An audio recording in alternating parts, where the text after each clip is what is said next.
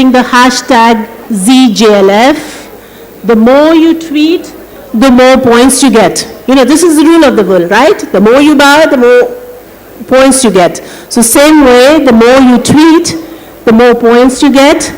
And then go on to our information desk. They will give you the information. And with tweeting more and more about JLF, you can win some JLF goodies. The other thing, like, of course, we have this booklet of the festival, which you can buy at the information desk. It has all the information about the authors and about the sessions and everything. And you have your program flyer, so you can see your next session and you can plan your day. But otherwise, if you don't have your program flyer with you, you can give a missed call at 9251-301-339, and you will receive a message on your phone for the next sessions which are going to happen in the other venues, and you can choose your session which you want to attend. Shall I repeat the number again? Do you want me to repeat the phone number? Do you want to note down? All you have to do is to give a missed call on the number 925-130-1339. So give the missed calls if you need information on the sessions, and tweet at hashtag ZJLF to win points and win the goodies. And the other thing you all would have noticed, in all the venues, we have this lovely furniture. Every year, we have beautiful chairs, and, it creates the ambience, the furniture we get. So I actually want to thank you, Royal Treasure. They have been our decor partner for the last many years, 5 years. In the evening, when you go to the music stage, you see that lovely door, Japri door. That's again sort of courtesy, Royal Treasure. So I really want to thank you, Royal Treasure, for providing us the furniture, the beautiful furniture every year. And, our demands are actually quite a lot, like, for the bookshelves and for the stage furniture, and they always come up, with generosity to offer the furniture. Thank you, Royal Treasure.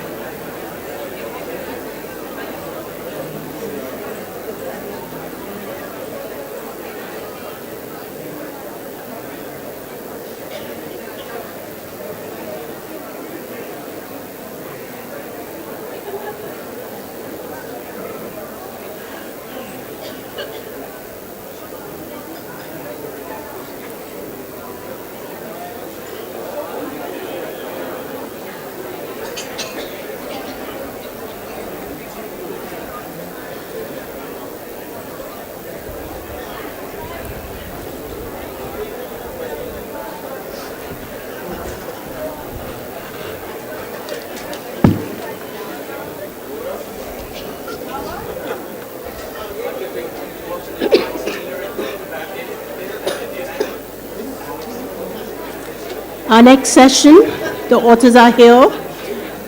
Navigating Modernity, we have Pratap Bhanumehta, Ravikant, Shobade, Christoph Jeffelot in conversation with Pragyat Tiwari. Let's welcome all of them on stage for this session. Come with.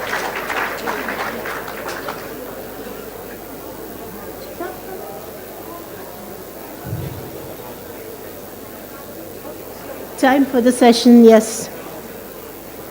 Pragyat Tiwari, Shobade, Christoph Jeffelot, Ravikant. Pratap Bhanumehta is running a little bit late, but he will be here in 5 minutes.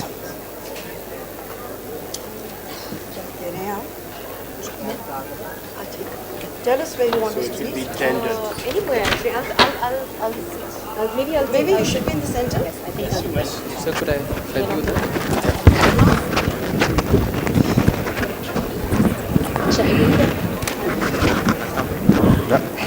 Sorry.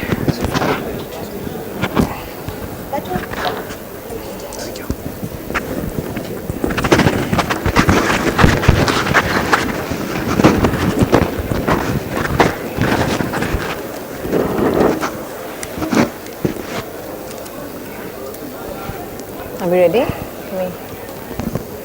And before I forget, I just want to say this session is sponsored by Amway.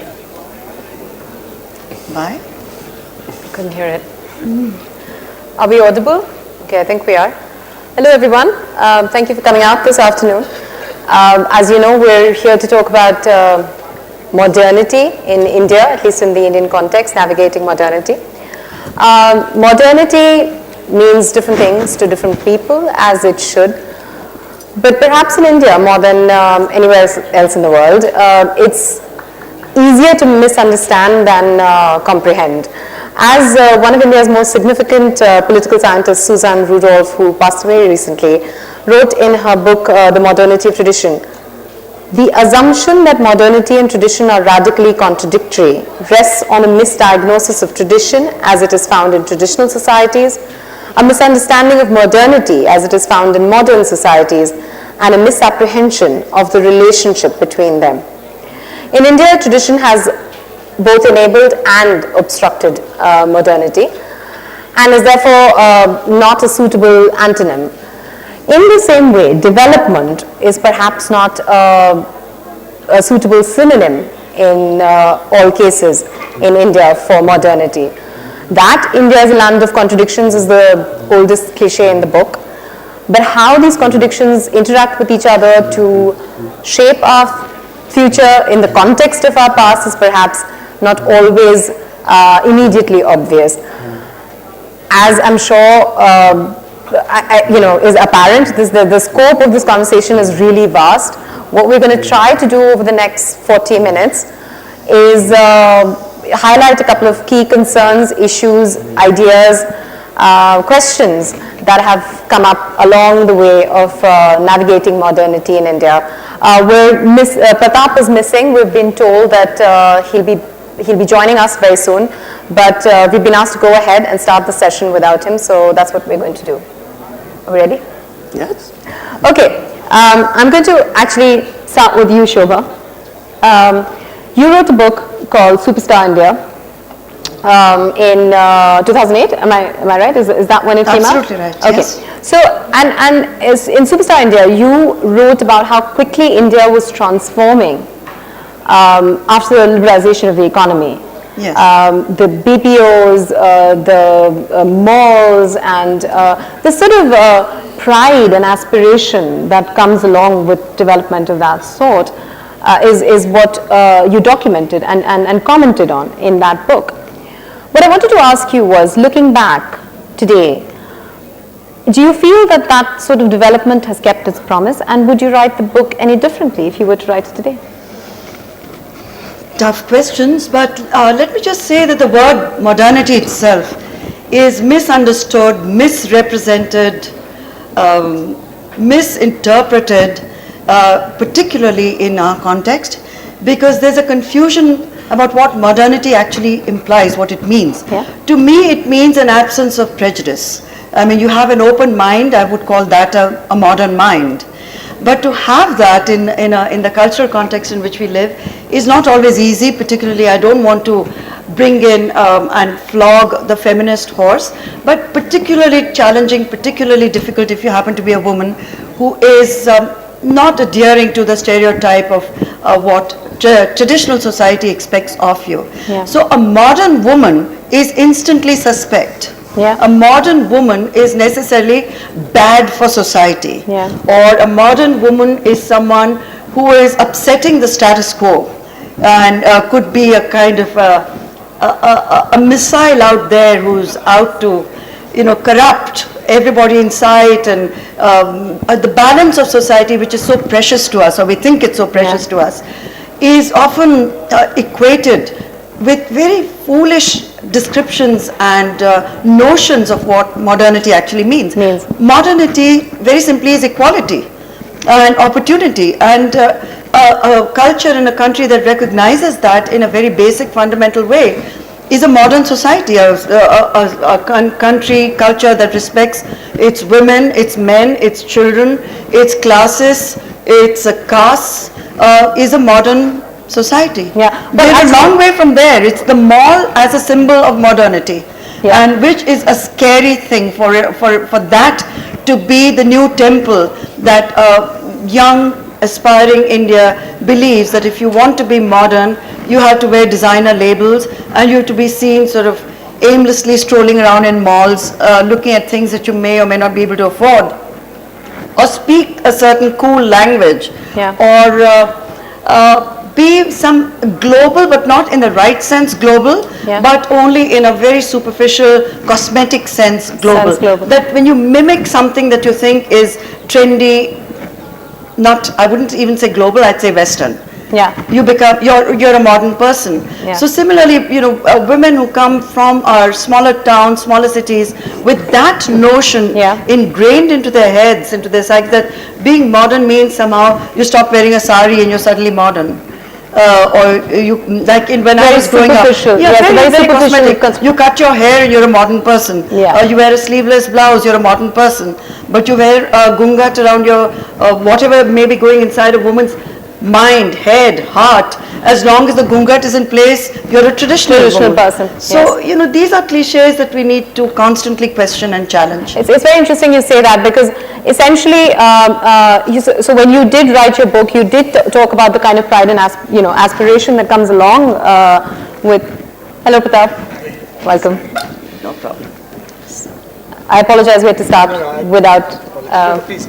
So it's interesting you say that, because when you did write your book, you spoke about the kind of optimism that had come along with that kind of growth. The young Indian walked differently at that time. Yes, and then came in 2008, the crash. Yes, and everything crashed. I mean, we crashed along with the rest of the world. Yeah, I actually want to talk to you in some detail about what you said about modern women, but I'll come to that later.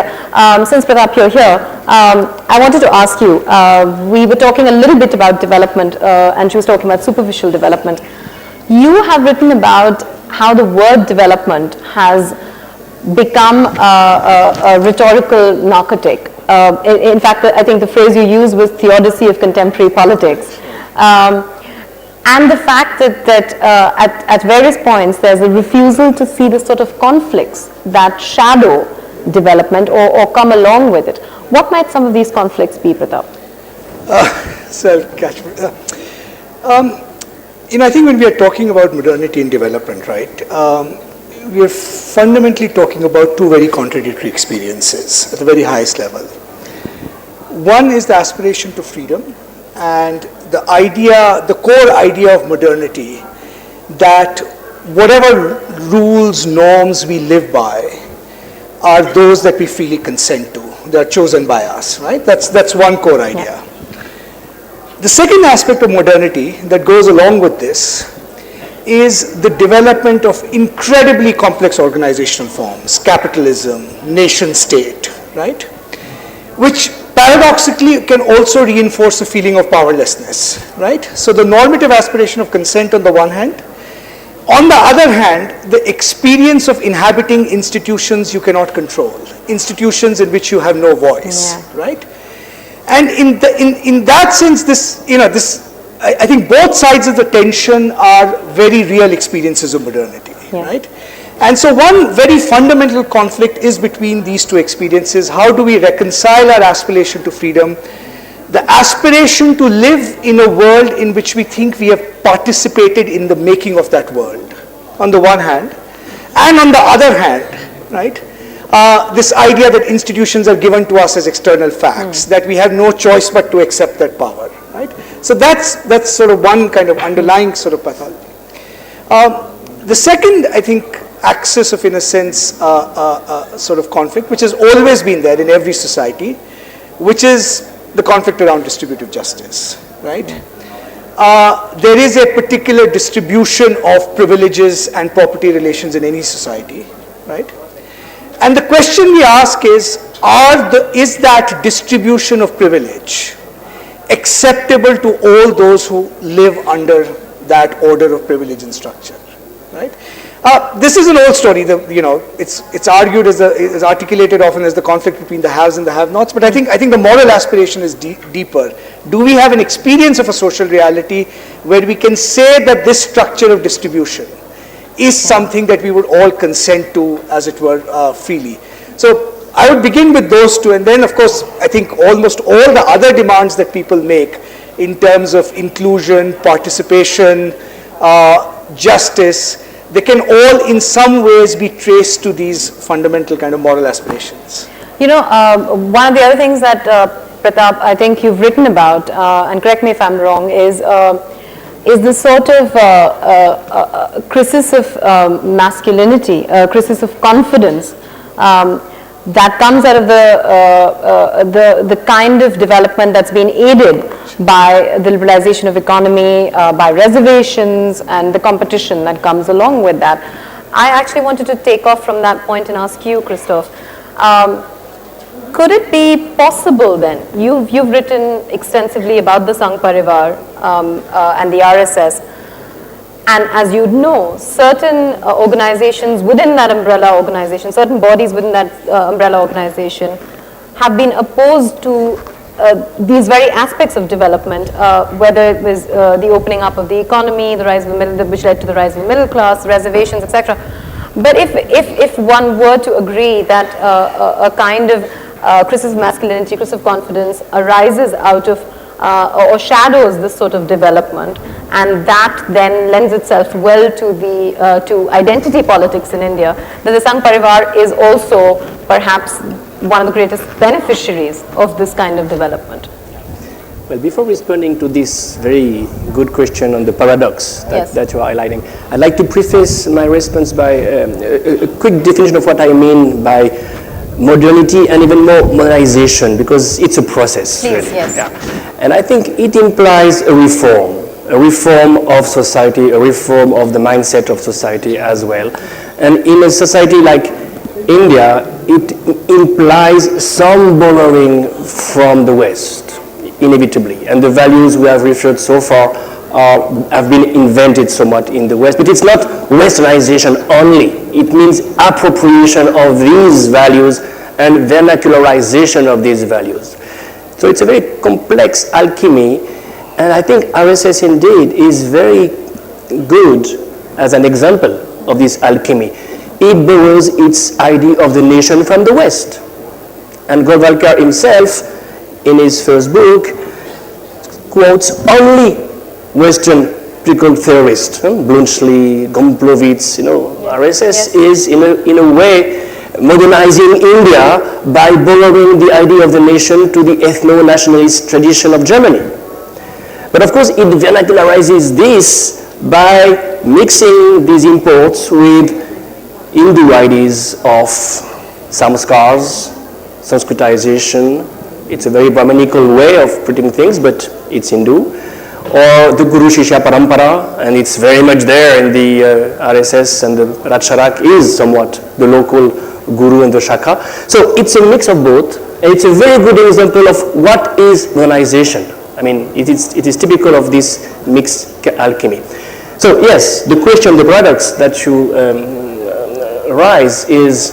So sorry, before you answer that, since you brought this up, Yeah. It's interesting that you mentioned Golwalkar's borrowing of the idea of the nation state from Western thinkers and expounding on that. But also, you've also written about this, that it's interesting how the RSS has time and again attempted to promote majoritarian interests in the guise of promoting universalistic, okay, I'm terrible at pronouncing that word, but essentially values that you would associate with, which are considered to be the pillars of liberal democracy. Yeah. And how they have come to believe that democracy in a country like India can only can only further what their interest and what their project is. So, and of course, in the mix are what arguably somebody like Vivekananda would have called the more primitive aspects of religion, beef bans and yatras, etc., etc. So yes, since you were commenting on that, I wanted to also ask you if you find that this combination is rather unique to, or do you find, reflections of this elsewhere as well? Shall I respond to the first question, though? Yes, So then I'll make. Please. I'll condense the two responses. The paradox you mentioned is very interesting because indeed RSS leaders in the 90s were for Swadeshi, were not for globalization.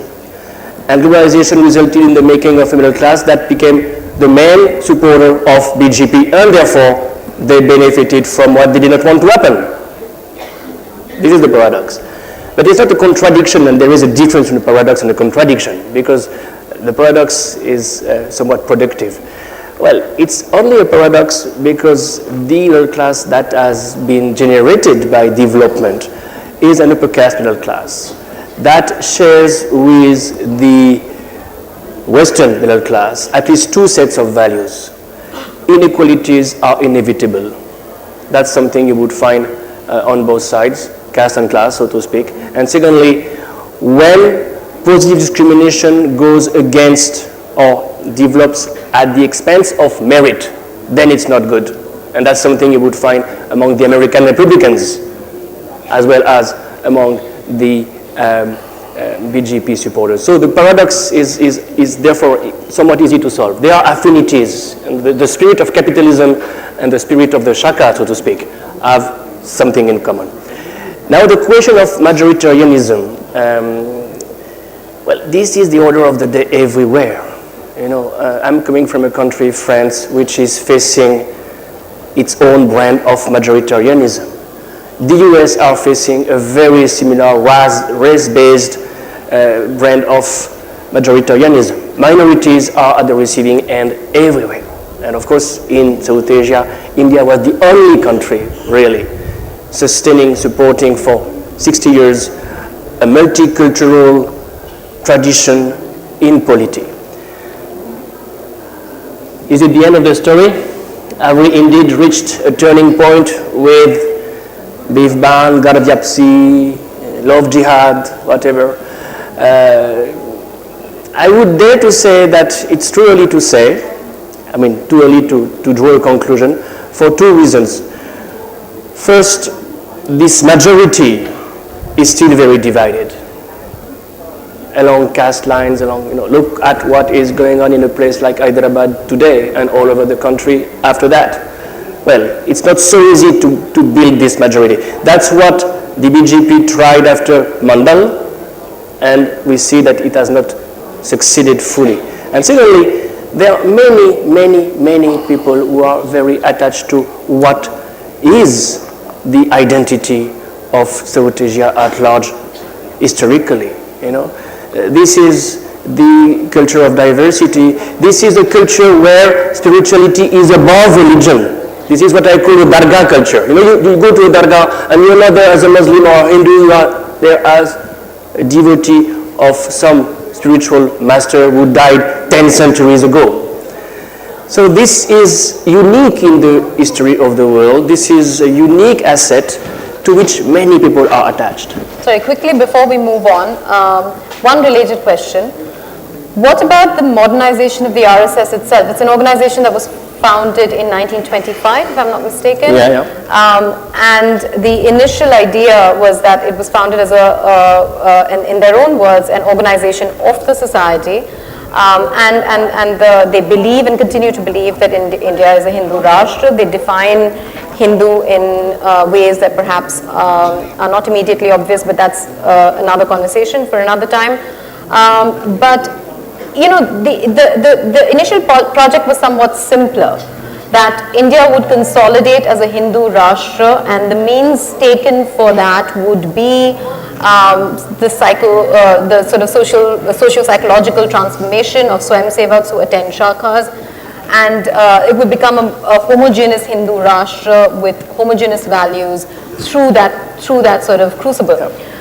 But over time, as the Sangh Parivar has grown, there are many different bodies that are part of the organization now, that are part of the umbrella now. They're fairly autonomous. They recognize cultural and social specificities, and now it can be argued that the project remains the same, but the route to the project has perhaps become that these fully constituted groups be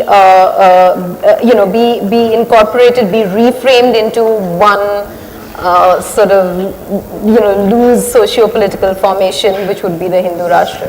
And can this be called the modernization of the Sangh itself? Oh, yes, but up to a point, because this is a challenge. This is clearly a challenge.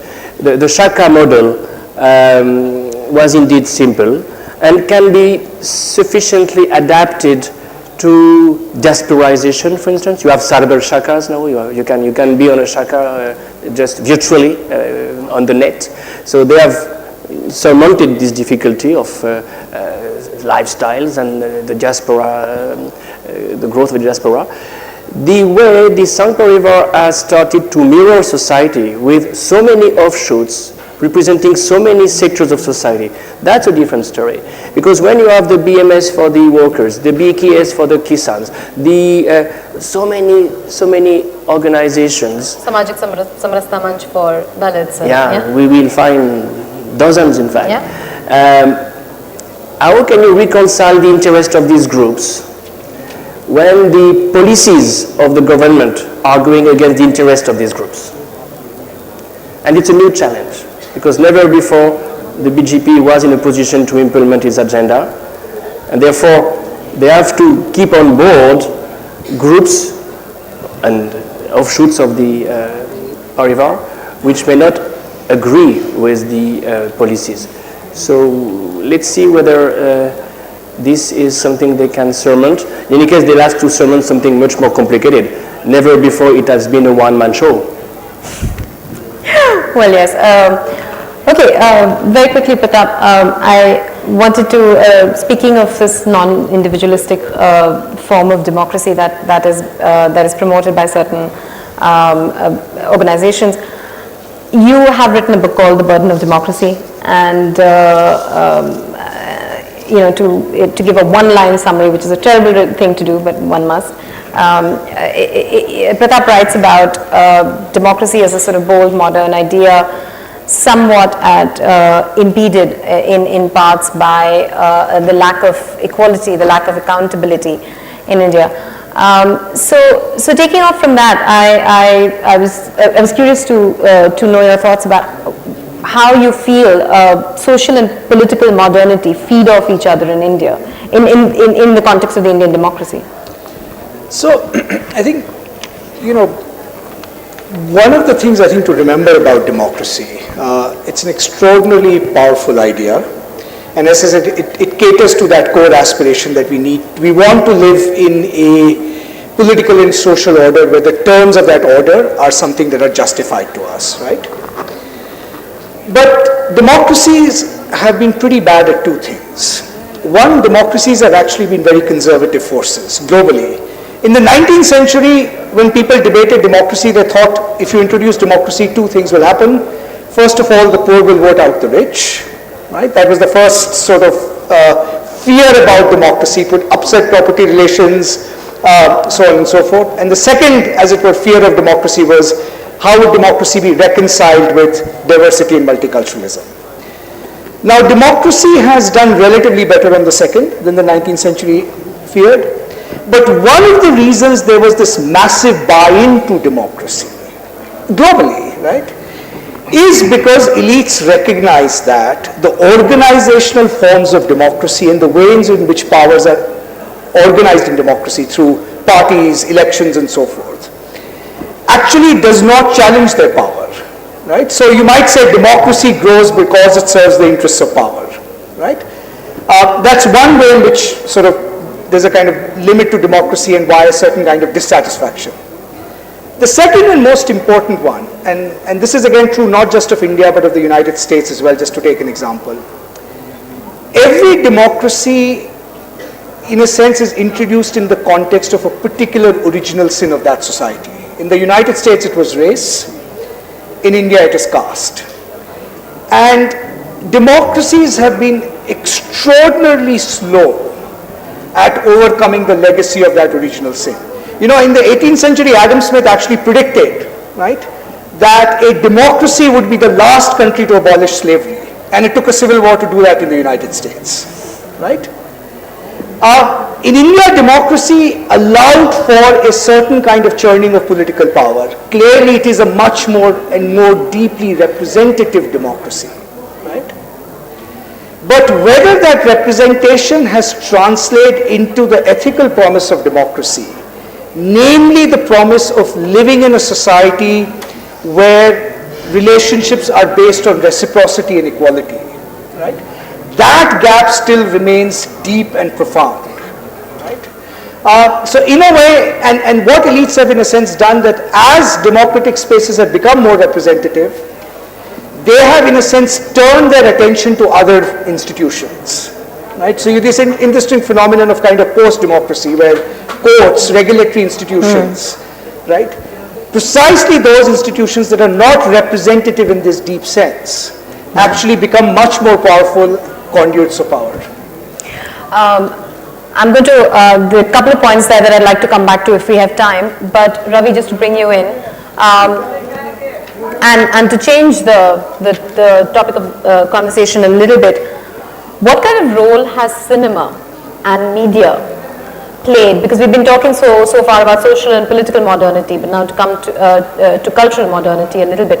What role have cinema and media played, according to you, in the democracy of ideas in India? Yeah, I mean, one can actually see modernity as mediatized modernity.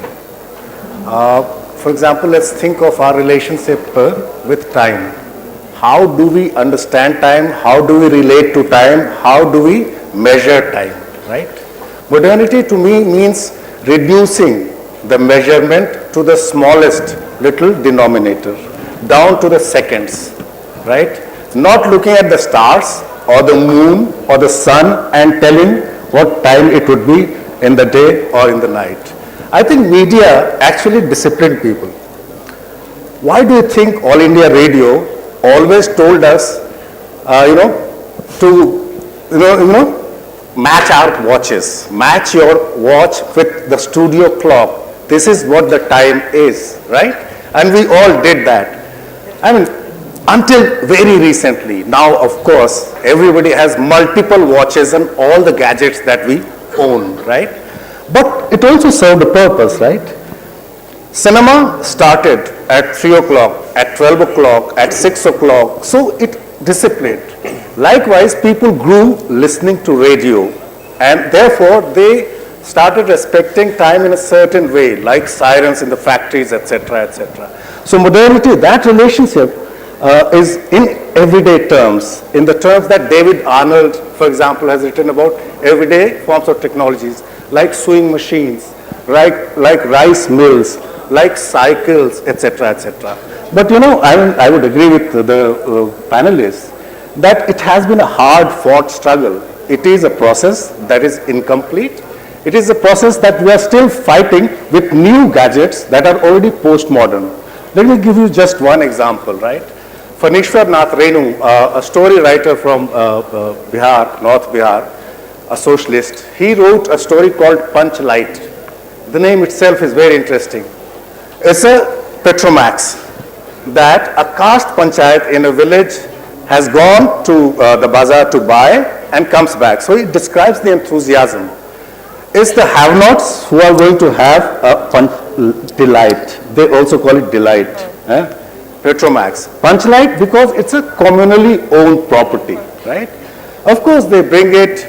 There are envious other castes, upper castes, who don't want them to own and successfully, light it. So they want to sabotage it.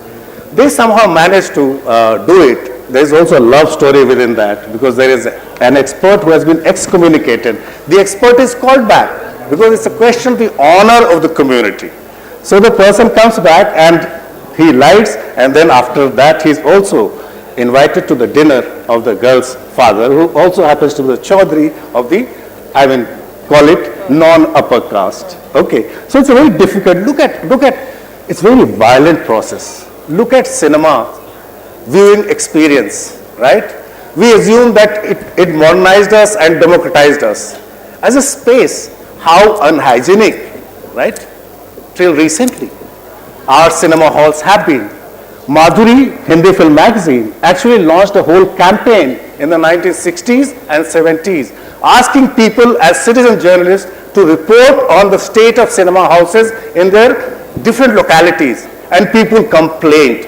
People, spit anywhere. They, indulge in catcalls. They don't let you watch films, etc., etc. Not only that, if there are bureaucrats, like in the film Raja Babu, right? You remember Govinda, who asked a particular song or a particular reel to be played and replayed several times. During emergency, there were Babus who asked, who came late and occupied all the seats, and they started the film again. So this kind of, institutional sabotage that, our esteemed panelists have been talking about. That's why when you ask Dalits today, students today, Dalit students especially, they say, we have got power now. Land we never had. Mobile even we have. So we have got a voice because, media was capital intensive. It was under state control, which is not the case. I think things are changing and changing very fast. I'm going to interrupt you for just a second over there. It's interesting that you say that. I'd like to ask a follow-up question because it is possible to argue, and it has been argued, that the debates that we've been having about ourselves, at least in the recent past, are becoming increasingly homogeneous, monotonous even. And amidst this sort of frozen polemic of left and right, a kind of a parochial reading down of history, dumbing down of mythology, the avenue for new ideas is shrinking and new conversations are shrinking. But you talk about technology, the enabling powers of technology. So I wanted to ask you, what is your take? Because it's also possible to argue, like you say, that liberalization and technological advancement have in fact encouraged new and diverse ideas to surface. What is your take on both these sides of the debate? I think we can link it. You see, modernity is also the story of modern languages. Languages that could actually make this transition into capital-intensive print. Those who could buy very expensive printing machines, those languages actually became modern languages. The rest became dialects. That's a very clear story. The more new kinds of technologies develop, right, you can have even the dialects becoming languages back again. For the simple reason that the dialects that did not have scripts or did not have a lot of printed material, right, in its repertoire. Even those languages can now exist as spoken digital languages. You don't need a script. You don't need a printing machine. Everybody is an author. Everybody is actually a producer, and you can see the result of that. Failure of modernity also to some extent is the failure to engage with the vernacular in any true sense of the term. I hope, Yes, my of fellow course. panelists would agree with this. Yes. We are only beginning to engage with it in any serious sense of the term, right? 60% of the students in Delhi University are Hindi medium students, more now, right? That's a place I come from, so I know that university. Yet, it is still a struggle. People don't have resources to teach from. Teachers struggle every day to teach history in Hindi. What kind of modernity have we created? Thankfully, people can help themselves. They will translate Christoph and Pratap and Shobha. And they are doing that. Because they can go on depending on the state. State also controls people. That's the problem. There is. Shobha, you, one of the things that you brought up in the beginning, two things. There were two threads that you sort of started when you were answering the first question. I'll come to the second one about women later. But for now, you spoke about how the debate that we've been having about freedom of choice and freedom of expression in this country over the last couple of months, particularly over the last couple of months, and we've been having this debate for years, how that might be slightly exaggerated, but the anxiety behind those kind of proclamations or the kind of debate that was generating, that was real. What I wanted to ask you was, as somebody who spoke about it every now and then, and also had to, at least in my opinion, had to suffer a disproportionate backlash at various points. Do you feel that there is ample space to try and make sense of this anxiety that you speak about, to air it, to actually have conversations and resolve it? Completely. Anxiety is good. A complacent society is boring and generates nothing, no fresh ideas, no turmoil. So the whole concept of anxiety and what the present scenario has thrown up is excellent. You're talking about shrinking spaces and shrinking conversations. I don't think so at all. I don't think we've been as outspoken as citizens ever before than we are today.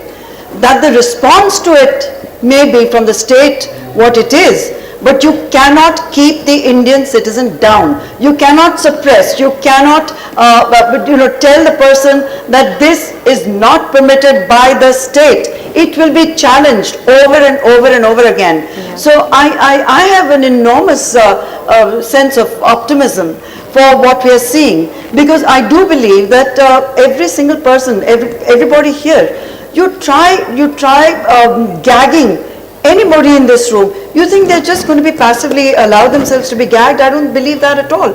Are they going to be anxious that they will be gagged? Yes, they will. But the point is that someone like myself, yes, as you talk about a disproportionate amount, I don't know who decides what's proportionate. According to the state, it was a very proportionate and very rational response to what they thought was unacceptable by their standards.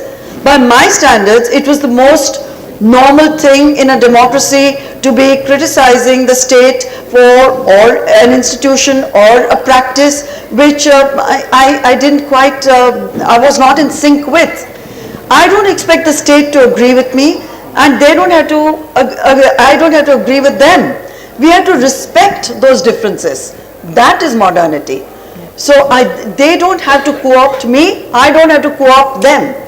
And the day we understand that and we maintain that balance in our society, it will be a better society. But let the dialogue continue, and it is continuing. So what if they say, Amir Khan, out you go, you don't represent incredible India? It doesn't matter.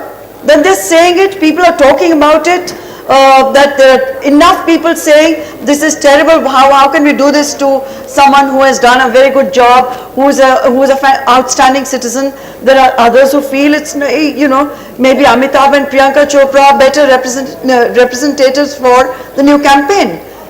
Let these voices, all these voices be heard. And that, I think, is the true test of what we are going through. And I believe that we'll come out of it shining brighter than ever. Because we are not the kind of country that's going to be put down in this manner. Amen to that. Yes. All of you have, at some point or the other, most of you have brought up caste. And I don't think we can get away from a conversation about modernity in India without talking about caste, however briefly we can. Christoph, you have, you've written about caste also to a fair extent. We were talking about politics, we've been talking about democracy, and like Pratap said, that democracy has been kind of tardy in addressing the original sin. But even so, politics has been a tool of empowerment where caste is concerned. Before a socio-economic empowerment, affirmative action has brought about political empowerment, which may or may not eventually lead to the kind of socio-economic empowerment that we hope for. What, according to you, is the role that this, what you term a silent revolution, at least in North India, where politics and caste is concerned, what sort of a role has it played in India's tryst with modernity, and what sort of role can it continue to play? Well, that's a very interesting entry point into the process I was mentioning, because indeed we've seen in the course of 50 years, well, from 50 to 2000, a transformation of caste into an interest group. Caste is still there, but not as one of the units in a hierarchical, vertical system, but as one of the units in a competition for votes, jobs, and the quota system, of course, made it like that. So you have a kind of ethnicization of caste that is a form of modernization, but an hybrid, a complete hybrid. It's not the individualistic democracy we have in France. It's not the non-democratic Nepali system under the king of yesterday. It's a mix of both. So it has had an impact in terms of empowerment for sure, and over the last 70 years or so, this is the legacy of Ambedkar, of Loya, of VP Singh, 1990 being a turning point for sure. And we saw many more Dalits and OBC people at the helm of the bureaucracy, of course in parliament and in assembly, and English could not be the only spoken language anymore in one of these democratic arenas. Well, this process has somewhat slowed down, and in fact I've just finalized the computerization of the caste background of the MPs of North India to realize that the Mughal moment is finished, and you have a decline of the OBC MPs, very significant decline, and a rise of upper caste MPs again. We are back to the 1984 figure, which is very interesting because this is pre-Mughal. So there is a slowdown in terms of representation. There is a slowdown in terms of course, empowerment through the state, because the state is shrinking. So when you have quotas in the state, but the state is shrinking, the number of posts you get is less. And liberalization in that sense is something that benefits more the rich than the poor. This is not the end of the story. There have been cycles in the history of India. If you remember, Loya in the 60s had given Bihar a government where you had a record number of OBCs. Then there was an upper caste backlash. Then there was 77, Karpuri Thakur. Then there was, so the next cycle may be starting now. We'll see. We will indeed. I quickly wanted to ask you, Shobha, because that came up in the beginning and we didn't get a chance to discuss it at that point in time. Moving from caste to gender, you spoke about how there exist stereotypes of what a modern woman is and what a traditional woman is, and at least in terms of gender, modern has often been used as a pejorative term. वो तो modern लड़की है या वो modern हो गए हैं, etc. You've written and you've navigated modernity as a woman. You have observed and written about women navigating modernity. What are some of the changes that need to take place? And you touched upon this, but I'd like you to talk about it a little bit more. In order for it to become easier for women to navigate modernity and continue to navigate modernity in India? Well, society at large is not going to make it easier for any woman to navigate that easily. That's a given. And one shouldn't even expect it or start the process of navigation with that as the premise. But I would say something quite significant has happened, and I'd like to give the example of what Sunny Leone has just gone through. And the response to what she went through is a very big flag post, I would say. Sunny Leone, some of you may know, is an adult movie star who's come to India from Canada and has been a very successful and widely accepted star in her own right.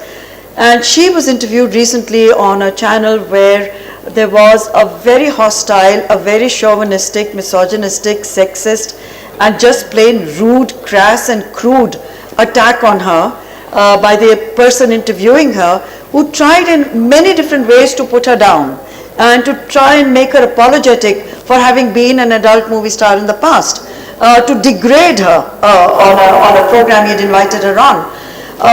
The fact that she herself found the grace and the courage to deal with it with such equanimity and poise, and that social media platforms almost across the board, men and women, largely supported her and damned the person, the interviewer, who was trying in a very nasty way to sort of put her in her place.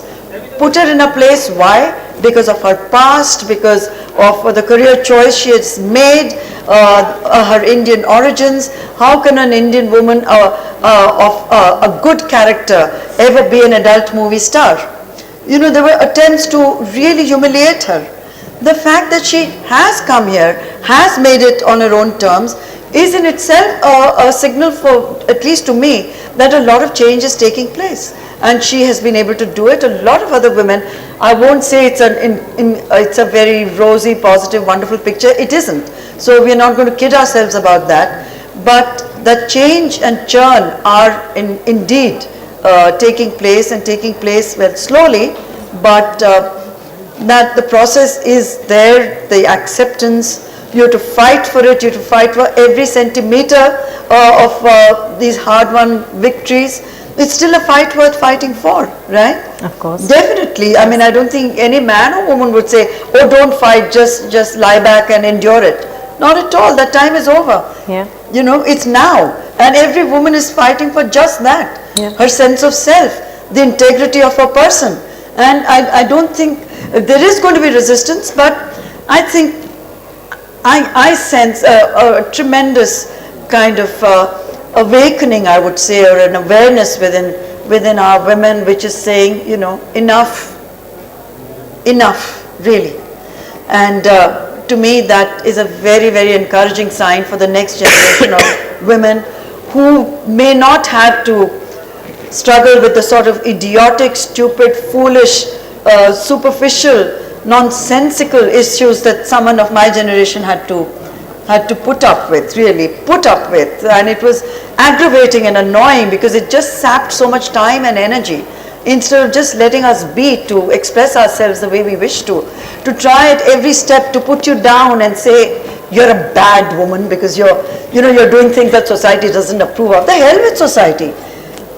Some of us could say it, but most of us couldn't. What happens to those who couldn't say it? What happens to the millions even today who are silenced, who can't say it? That is what we need to confront more than exceptions like myself. I mean, I had the resources, I had the support of my family and others to take on the environment that, as you referred to it earlier, and to fight it in the right way in a democracy, to move the Supreme Court. I have faith in the judiciary, but how many other women in far worse situations have the same opportunities and options? They don't. Yeah. But that doesn't mean the fight has to end. It continues, and it continues not in a martyred way, not with victimhood as a badge of honor that women are expected to wear, because the minute you start behaving like a victim, you're going to be treated like one. Just be yourself. All you need to do is not even demand equality, just take equality for granted, because that is what a fair world is about, that we are all the same and we have the same opportunities and the same dignity, we are entitled to it. Absolutely. That deserves the applause. You spoke about the reaction to the Sunny Leone interview in social media, and this is one instance of social media. To some extent, one can debate how representative it is of the larger mindset of the Indian population, and what but at the end of the day, you're right, you're absolutely right, that in this one instance it was a sort of enabler of a more progressive way of thinking about that interview and critiquing that interview. But Pratap, you've written very recently, in fact, you've written very wonderfully about the corrosion of language and a build-up of resentment. And one can't help but think that social media is also perhaps enabling that. But is there more to it? Is it also the nature of politicization, or a couple of other factors you feel that are feeding into that? I guess a couple of quick points. So, one of the interesting puzzles and challenges of our time, right, which I think cuts through almost all the discussions we are having. I mean, I do agree with Shobha that I think the energy from the ground is towards a more liberal direction. The momentum of that change is going to be very hard to resist, right? But I think two things are happening in the process which are making life more difficult for us. The first is around this idea of public opinion, right? So institutions, political structures, and we as individuals also respond to public opinion, right? Yeah. The puzzle is, what is this thing called public opinion, and how does it come to be constructed, right? Is it a reflexive concept, which is, if enough people believe that something is public opinion, it comes to be public opinion, right? We don't have polling, so you can't go down that way, and that's a pretty fraught conception of public opinion. So partly what's happening in the public space is a competition. I mean, it's almost like the kind of, the chaos in the French Revolution, where somebody stands up and says, I speak for the people, right?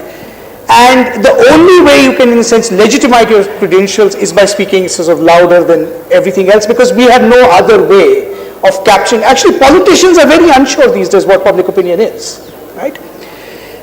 And in that process, I suspect we are actually misrepresenting what real public opinion is. Every election is telling us that, right? Yeah. Okay? So that's, I think, one challenge, which translates into a very specific institutional formation, which is, you don't create sort of tolerant societies, or rather, one way of creating a tolerant society is by sending a very clear signal to the intolerant that this stuff is not allowed around here, right? There's a social disapproval of that. No society that has produced toleration has done without an element of that, right?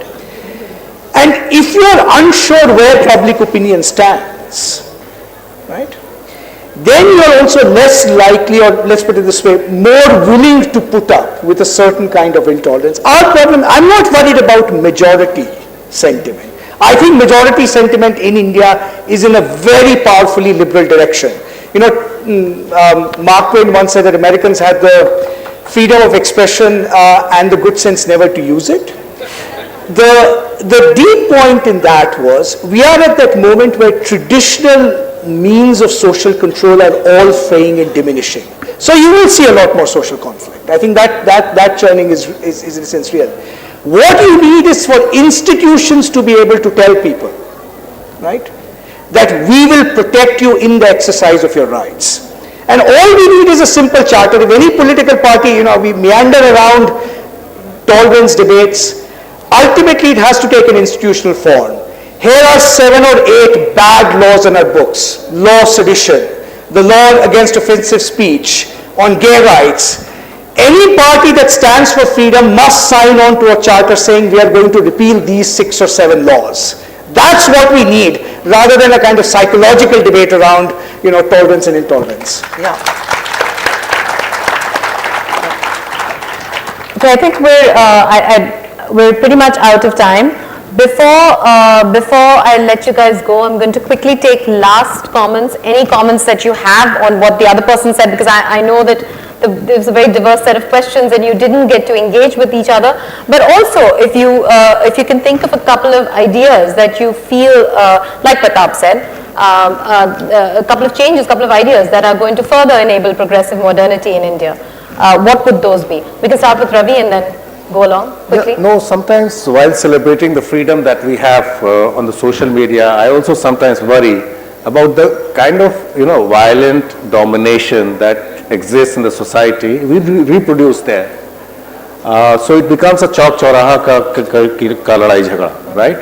So till the point, when a woman can walk up to the cigarette or pan shop and buy a pan shop and, buy a pan or have cigarettes right there and talk, chat there. Till then, freedom is just in the constitution. Yeah. Absolutely. Mr. Well, I would support the proposition by Pratap. I would add two things, a Lokpal, a proper Lokpal, and one in each state as well, and an RTI commissioner who is really independent. Absolutely, cannot agree more. Shobha.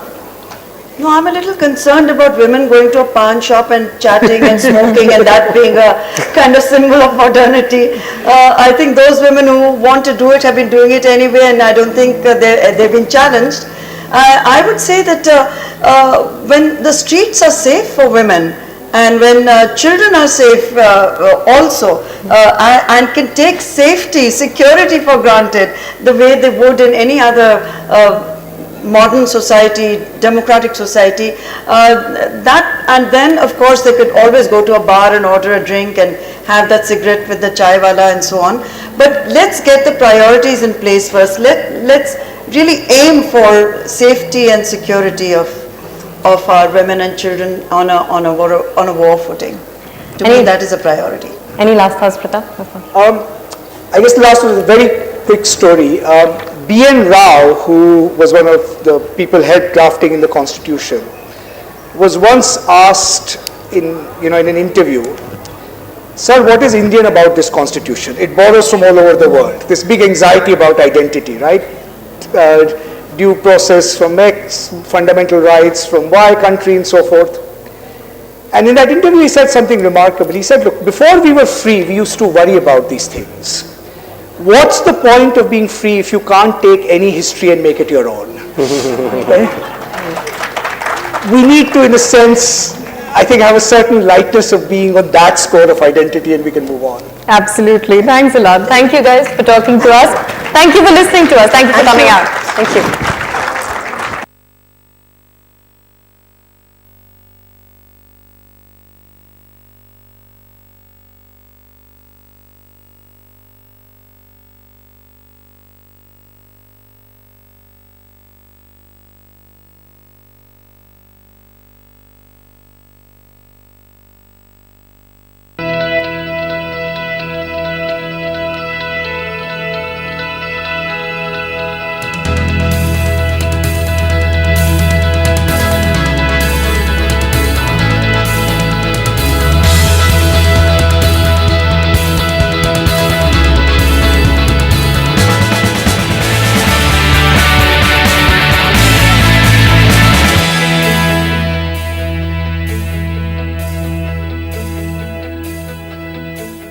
Amway's fourth largest global plant outside United States, China and Vietnam.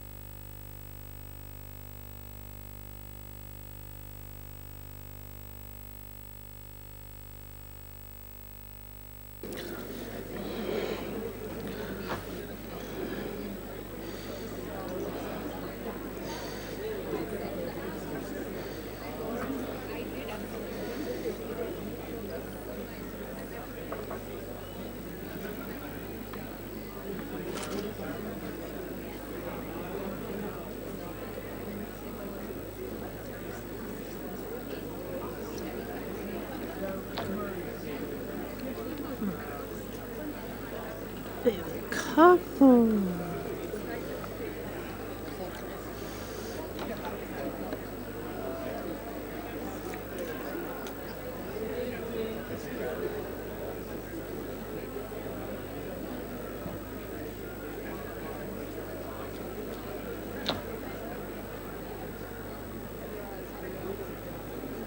Malan, Sanjeev and Anuradha.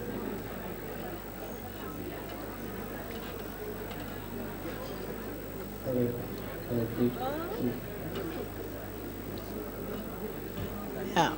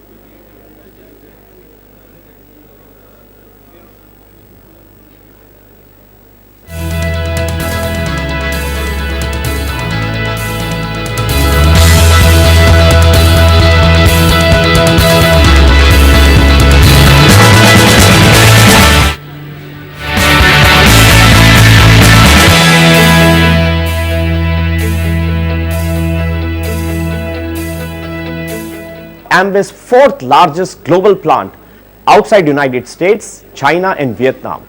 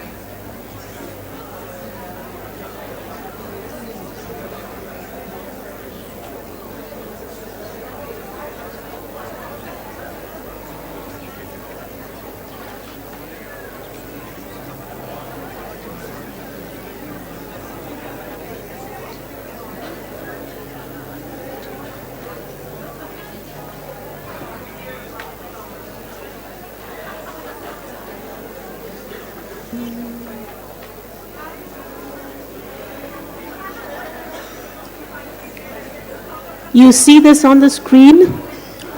Do you know these three names, three authors who made the Booker cut this year? Any of you know? Know the names? Yes?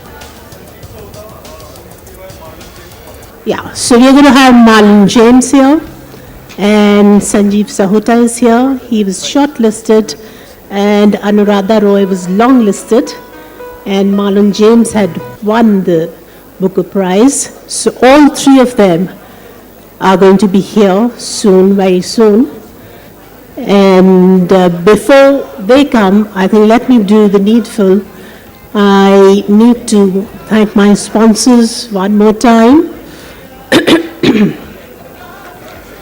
So all of you know this big, huge festival which happens year after year and it grows bigger and bigger.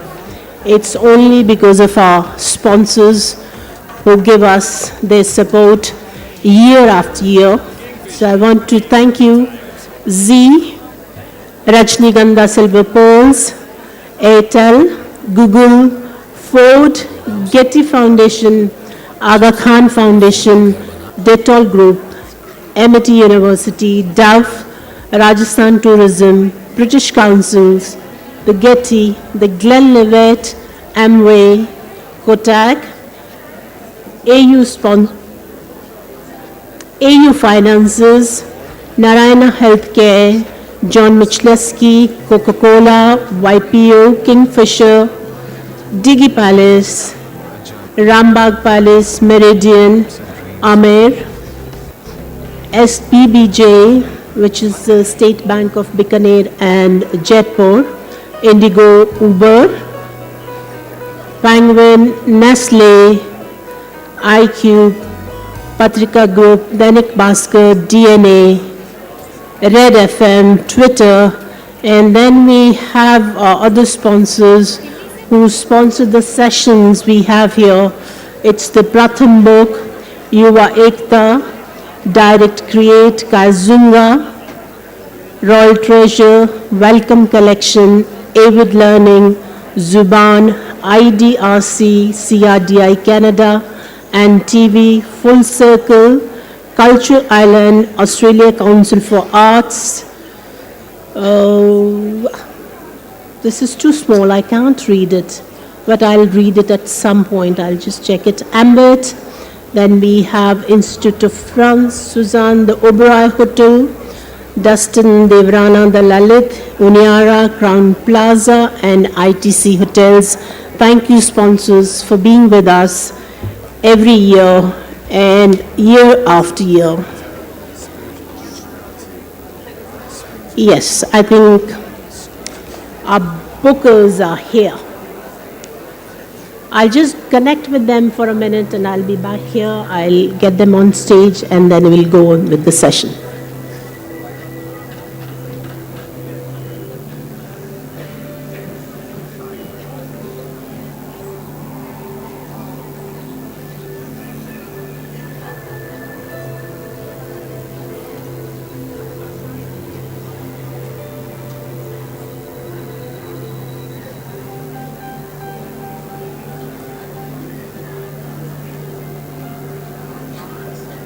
Every day is a journey.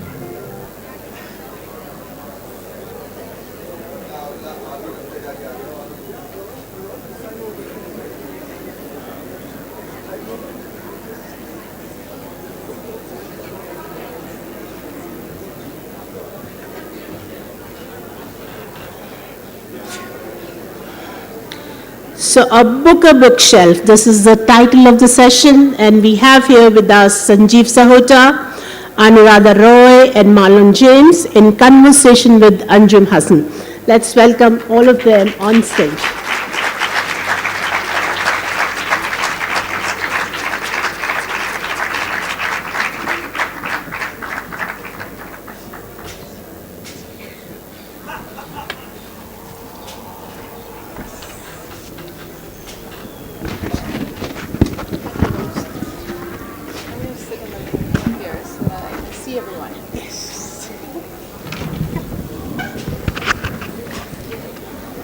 Can I help you with that?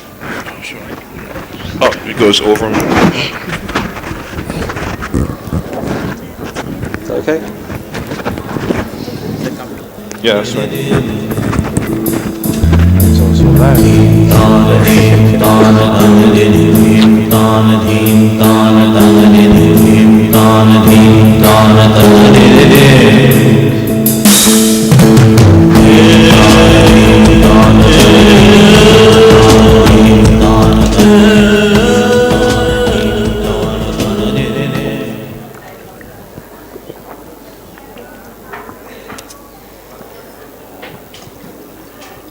Good evening, good afternoon, sorry, can you hear me? Yeah, okay. Welcome to the Booker Bookshelf, and judging from these three very, very fascinating and very different books, it's been a very, very expansive Booker Bookshelf this year. There is Marlon James' A Brief History of 7 Killings, which is very many different things. At one level, an account of organized crime in Jamaica from the 1970s to the present day, but it is also a story of Bob Marley and his vision for Jamaican society and how that intersected his dreams and his music intersected with the lives and the ambitions of not just warlords in Jamaica, but also a great part of the Western world and their ambitions and their sort of the eye they had on Jamaica, especially America. Anuradha Roy's novel, Sleeping on Jupiter, sort of the other end of the spectrum from Marlon's kind of novel. It is a much more personal story, a very delicately explored story of human interactions in a small seaside temple town on the eastern coast of India, particularly the story of a young girl who's had a very, very difficult, abused past, who was adopted from India, went to Europe, has come back partly in search of her roots. But it's also a very amusing story of three elderly women on a journey for the first time, and how these three characters, the girl, a host of other characters interact, and what happens when they find themselves in this small town for the first time. Sanjeev Sahot's marvelous book, The Year of the Runaway, is very, very powerful, and as I was just telling Sanjeev, I think also very disturbing account of the lives of three young men from the Punjab trying to make it in Britain, often in illegal ways.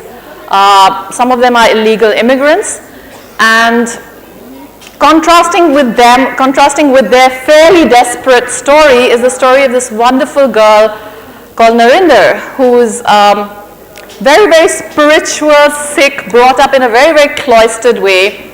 And what happens when her spiritual upbringing clashes with the more material, the more gritty ambitions of these three young men. So those are the three books that we'll be discussing today, and Marlon, Anuradha, and Sanjeev are all going to read from their books. But before that, I thought I would ask you three, what I hope are fairly sort of general framing questions that can help you talk a little bit about the book broadly before you go on to read. Sanjeev, I thought I would start with you. And like I said, your book is a very powerful document.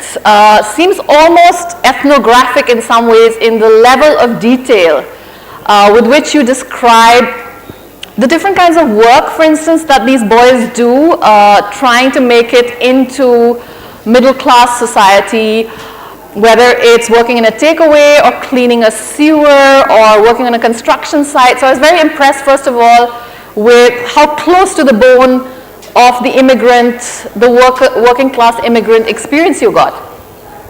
But what also disturbed me about the book was the bleakness of their lives. And I was interested in how even the few characters in your novel who do make it and who sort of enter middle class society as immigrants are not necessarily very happy characters. So there's almost an overarching bleakness, and I wondered if that says something about the immigrant experience per se. Does it say something about Punjabi society? What is it that you were getting at? Hi everyone, can everyone hear me okay? Yeah, fantastic. The bleakness, yeah, there is bleakness in the novel, and for me it's connected to this idea of what an immigrant leaves behind. I think I'm a child of immigrants, and my parents, my dad is also the child of immigrants. My grandparents were in the part of Punjab which became Pakistan, so they had to flee Lahore to Amritsar, and then later on they then left Punjab for the UK. And there's something about when an immigrant, it's quite a hopeful thing to leave your country for another country, voluntarily leave your country for another country. It's there's various dreams and aspirations which come with that. But I think what people, or those immigrants that leave voluntarily, perhaps don't realise is there's also a door closing behind them as well that can probably never be opened ever again. And the consequences of that are usually felt by the generations to come. The children, the people like me who find themselves growing up in a country which in some senses is part of their country and is where I belong, but in perhaps in a deeper, perhaps in a spiritual way, will never be fully my country. I'll never be somewhere where I do feel completely at home, and subsequently there's probably nowhere in the world that I can ever really call my land, which is perhaps positive for a novelist because that outside of aspect, but as a person, as a human, it creates some sort of internal questions and challenges which as an adolescent I think you have to overcome. So there's this bleakness of not finding a home, which there's a character in the book called Dr. Jima, who is born in England and he grows up in England and becomes a professor, and yet he says, you know, no matter how many garden parties I attended, I will never be accepted, this will never be my home. And so there's this melancholy which I think suffuses the book, this longing for a place to call home, which I think was in my first novel as well, and will probably be in all my books because it's something I think that is quite, I feel quite deeply as well. So that's probably the primary source of the bleakness in the book. But having described it as bleak, I also want to underline that it's funny too. It's funny, I think, but it's also very tender. It's a very tender, moving novel about friendship, I think, and love. And you use this word apne, in a way that has a resonance which is just not there, I think, in the word when you use it in ordinary conversation in India, because apne just means your own, but in Britain it has this special resonance of your own people. And it's kind of also a default thing. If you have no one else, you still have your apne, which is not to say that the apne are always going to help you. I mean, there are moments also of betrayal. But I think the sort of the default thing is that you have people who are going to help you, and that creates kind of, there's certainly a lot of resonance with this idea of belonging to your own people. And I find it funny how the idea of apne changes no matter, that circle of your apne enlarges. Where you're in India, in Punjab, or in the village that I'm from in Punjab, my apne are the people that are from my village. If I go outside of Punjab and I go to Jaipur, your apne are other Punjabis. When you're in England and you say apne are any brown people, they're your apne, they're your home. And that happens definitely with the immigrants in the early runaways, who they start talking about their apne to mean, is it apne, are they brown people? But then even within that, in this house of 15, 12 young men, in this house, and there's hierarchies of caste which come to play a part, and what kind of visa they have. Those ideas up in your own start having these quite violent connotations as well, and so which plays out in the book. It becomes quite quite a hotbed for a lot of people think, no, I'm stronger than you, I'm more of an apna than you, I belong more than you, therefore I should have that job. When there's one job and there's 12 people going for it, violence is almost inevitable. Marlon, that's an element in your novel as well. Good segue. Sorry, we're talking about this whole thing of migrating as a very, very powerful dream. And that is strongly present in the Jamaica that you describe, where a lot of young people are just looking to get out. And I found that very recognizable, even though this is 1970s Jamaica, not 2000s Punjab, but an immediate similarity there between both your books. But your book is also much, much more ambitious in its scale, because it's talking about politics, it's talking about music, it's talking about this emblematic figure in Bob Marley. And given the fact that you're writing this story now, after all this has happened, where we're like 45 years down the line, and Bob Marley is so recognizable now everywhere. I wondered, what did you see as personally important to you in this story, given that in some ways it's not necessarily the political elements, but Marley's own journey and his music is much more accessible. How did you make this story your own? What appealed to you in it, and why did you want to write this novel? I think what appealed to me mostly about this story were the aspects of Marley, that is not really known. Most people know Three Little Birds and the songs, and if Lord knows if you're a college student in America, you probably got the Legend album. It was almost the law. But I think one of the things that I wanted to capture in this book, and I don't think a lot of people know, in fact, some people didn't know that they tried to kill him in 1976. And the thing about Marley is, even at his most productive creative period, I cannot think of another artist ever who has had so many forces work out to get him. So many forces out to destroy him, even as he's producing, creating, touring every day. Some of those people are people who he considered friends. There's just a chilling moment. They interviewed Bob Marley after he was shot, and they asked him, "Do you know who did it?" And I was like, "Yeah, I know."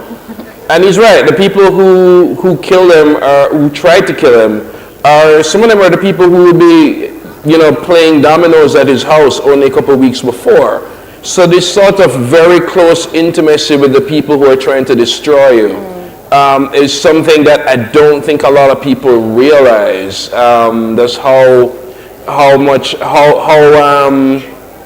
much in danger he was for doing what he was doing, and that it was very likely that if these guys didn't try to kill him, somebody else would, because of what Marley was beginning to signify, not necessarily in the world, but in Jamaica. I was also so amazed at his confidence in his role as an artist and what that means in terms of the power that he wields, and the question that he seems to be asking himself, which is, how do I use this power to make Jamaica a better place? And he seems to want to bring people who are fighting together, and he also seems to feel the foreign hand, which in this case seems to be mostly America, is actually not acting in our interest, though it seems to be. It's just dividing us. So this almost like a prophet-like or a messiah-like. Did you feel that when you were researching? Everybody resists the Bob Marley's a prophet tag, and I resist it to an extent. I think that he was just he just had a sense of foresight when nobody else did. And a lot of what happened post Marley, including, the Jamaican upper class suddenly turning into Marley fans, is stuff he talked about and he sung about. The whole idea of people are going to really, really reward me when I'm dead and can't do anything about it. He also sung about that. So he actually ended up being kind of really, really prophetic. I think he just really understood the contradictions of Jamaican society and just how wonderful it can be, but just how deeply, deeply messed up it is. And which is why I think it becomes that prophetic. I mean, some of the stuff he was saying about Africa as well ended up coming true, which is not just imbuing with some mystical powers. I just think he just was a really good songwriter. But also the fact that they tried to kill him and didn't get him, that contributes to the aura somehow. What was also interesting to me is that you're seeing a Marley here who is not the Marley of today in the way he's known, but you're writing from today, but you're able to recreate the immediacy of listening to the Marley tracks as they're coming out in the ghetto. Not all of Jamaican society is into Rasta, as you do a wonderful job of showing how the middle class is really sniffy about this new Rasta thing. So that was I think wonderfully done.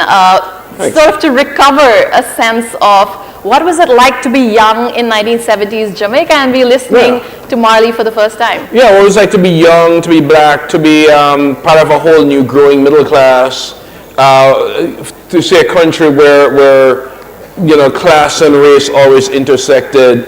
But also the things we had to get over, the shadism, where you didn't necessarily need white people around for white supremacy to be enacted in a country. You had the brown skin, the lighter skin thing going on. So there's all of these sort of very subtle shades of racism and classism. One of the things that becomes an obsession in the book is every character thinks the other character speaks terribly. So everyone's like, I am fine, but that person chats bad.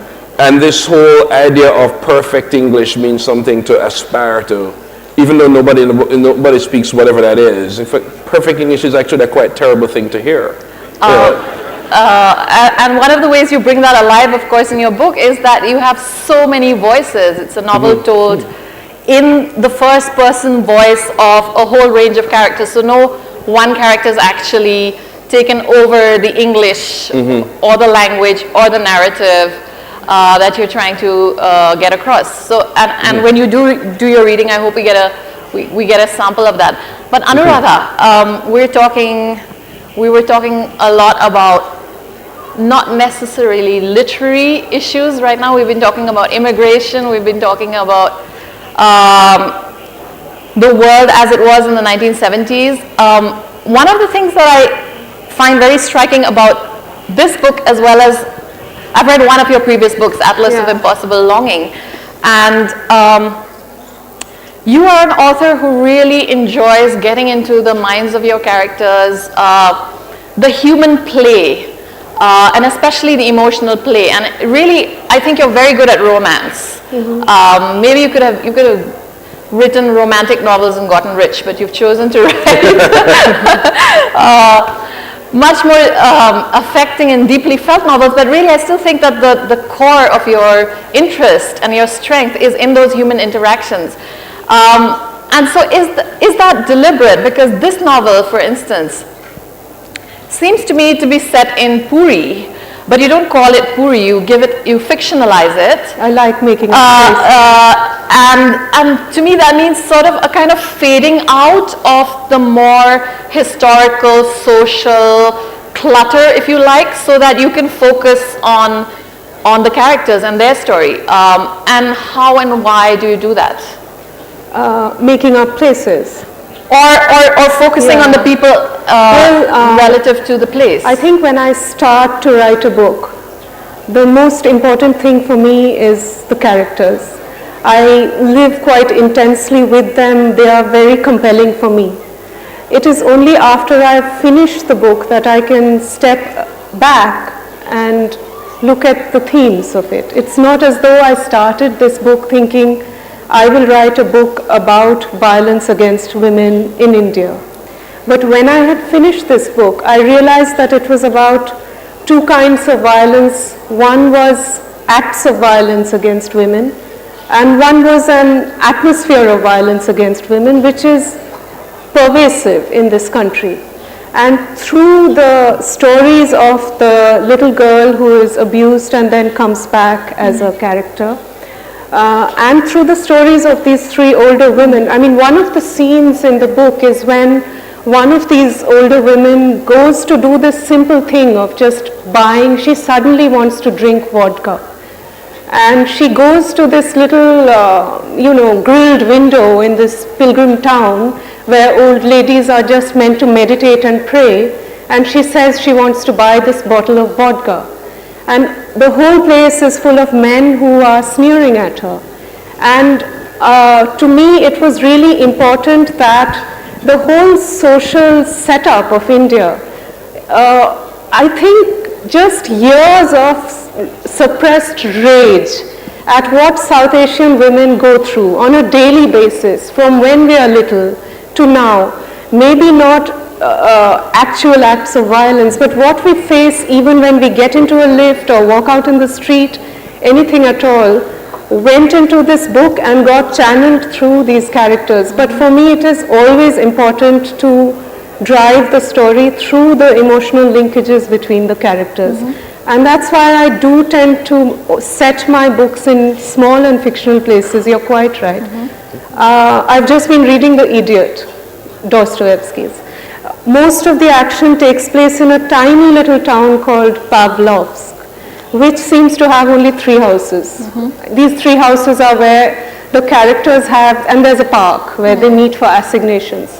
And the characters have these titanic crises of faith and arguments and philosophical conversations, and you know that you need this very small setting to offset the hugeness of the themes. So I like to think of my own settings in that way. I think that's possibly a classic idea or classical idea of modern fiction. But one can also see that fiction today is moving into trying to do other things. And you can certainly see that in Marlon and Sanjeev's novel, where fiction is trying to sort of go into a whole subculture and possibly cover everything about it. The politics, the language, how different registers in which people talk, the kind of work people do. So almost sociological. Has that ever interested you? Well, I think just as you have a historical novel, there are novels that are historical, there are novels that are anthropological in that sense. And I would say that mine are somewhat, I don't really write about specific sects or, my books are not really non-fiction based so far. So I am interested in the inner lives of characters quite deeply, and that is what I tend to write about, yeah. One can also see a lot of the pleasure principle operating in your fiction, because you linger a great deal on just a scene by the seaside or how someone feels listening to a song. So there's definitely a lot of value you still place on the sort of transient moment, and which is obviously one of the cornerstone of fiction, and not necessarily seeing that as then being generalized to saying anything about that society or even that person, but just for its own sake. So the pleasure stroke, the poetic element in fiction. And I want to come back and talk a little bit about the kind of writers. You mentioned Dostoevsky, but maybe some of the other writers, and if there's a sense of a tradition. But Sanjeev, I just wanted to come back, since we're on the subject of literature, and how does fiction capture things that I think traditionally have been considered outside the realm of fiction. And when I say that, I mean also the kind of characters that you're describing are not necessarily the kind of characters who read. They're not literary in that sense. They're doubly, I think, outside the pale of fiction. One, that they're not themselves very literary, and second, they're not the traditional subjects of literature. And you come from a country where there has been a lot of writing about the immigrant, writing about the diaspora. So how do you relate to that? Do you see yourself as fitting in a tradition of writing about Asian immigrants or non-white immigrants, brown immigrants, immigrants of color, or are you going against the grain of that tradition as well, that genre? I'm not consciously going against any grain, or for that matter trying to fit in with any particular genre. I suppose I can see that there is quite a long tradition of writing about immigrants, not just in England, but you can go to Willa Cather in Antonia, to Henry Roth and Call It Sleep, which is a wonderful novel about migrants and Italian migrants into the eastern seaboard of the US. But I wasn't thinking about other forms of migrant literature, or about, and a lot like Manuela actually. I very much started the book thinking, I had one character and one scene, which is the opening scene of the book, which is Randeep waiting for Narinda to arrive at the flat, and the rest of the novel sort of bloomed out of that moment. And it is just, for me, like Anuradha, I do start off with character or a particular situation, and it enlarges from that point. Immigrants and the immigration sort of culture and the immigrant experience has been something that I've known very deeply. It's what I've grown up in. I go to India every year, sometimes twice a year, and hearing these stories are just some things I've been hearing over the last 10, 15 years. So it felt very easy and natural for me to want to try to put a novelistic framework around those stories and see how, and it felt like a subject that was meaty enough that would sustain the length of writing a novel. Writing a novel, it's a long, time-consuming haul of a process, and if the subject just needs to keep me interested, let alone me trying to keep the reader interested. After, if it's 4 or 5 years' work, I need to still want to know what's going to happen to these characters and still be interested in their subcultures and their sort of their minds. And it felt like this was a great fit for the novelistic treatment, really. And I'm really fascinated by structure, and it just felt like these character stories would enabled me to write about them in interesting structure. So there's this book, but in the first half of this book, there's these novellas which pop up, which are 80, 100 pages long, which take you back into these characters' histories, and I thought that would be a great way to show not just these immigrants in England, but also show where they've come from and what they've gone through and what they're running away from, and how even in England they continue to run, just running for their lives all the time, just running, and that was that theme of running away. It was what carried me through to the end of the novel, I think. Yeah, but I continue to be interested in the question of how do you write about things that sometimes seem beyond the pale of description or beyond the pale of literature in some ways. And Marlon, you have a section, I think it's in the voice of the Rolling Stone journalist Alex Pierce, and he's in the ghetto, and he says, you cannot describe this, or you cannot even take a photograph of this, because it would be a lie. It would aestheticize something and make it more beautiful than it actually is. And so that to me seemed almost like a metaphor for the difficulty of writing about somehow the too complex, the too ineluctable. And did you ever feel that writing this book? I did, and the journalist was just pretty much aping what V.S. Naipaul said about a Jamaican slum, that it's West Kingston is a place of such unremitting ugliness that you can't take a photo of it, because the beauty of the photographic process will lie to you as to how ugly it really is. And coming out of a career where I would run into photographers who would want to go into the biggest slum they could find because rusted zinc looks nice on camera. I see that being aestheticized all the time. And there's even a character in the book who challenges even that, who challenges even Naipaul, saying, yeah, but this is a place so ugly it shouldn't produce a pretty sentence ever. And I think that was the challenge. How do you write about ugliness? How do you write about violence? How do you write about unpleasant things? Because I do have a very ambivalent view about beautiful writing about terrible things. As there's a part of me that understands it, and there's a part of me that think it lets violence off the hook.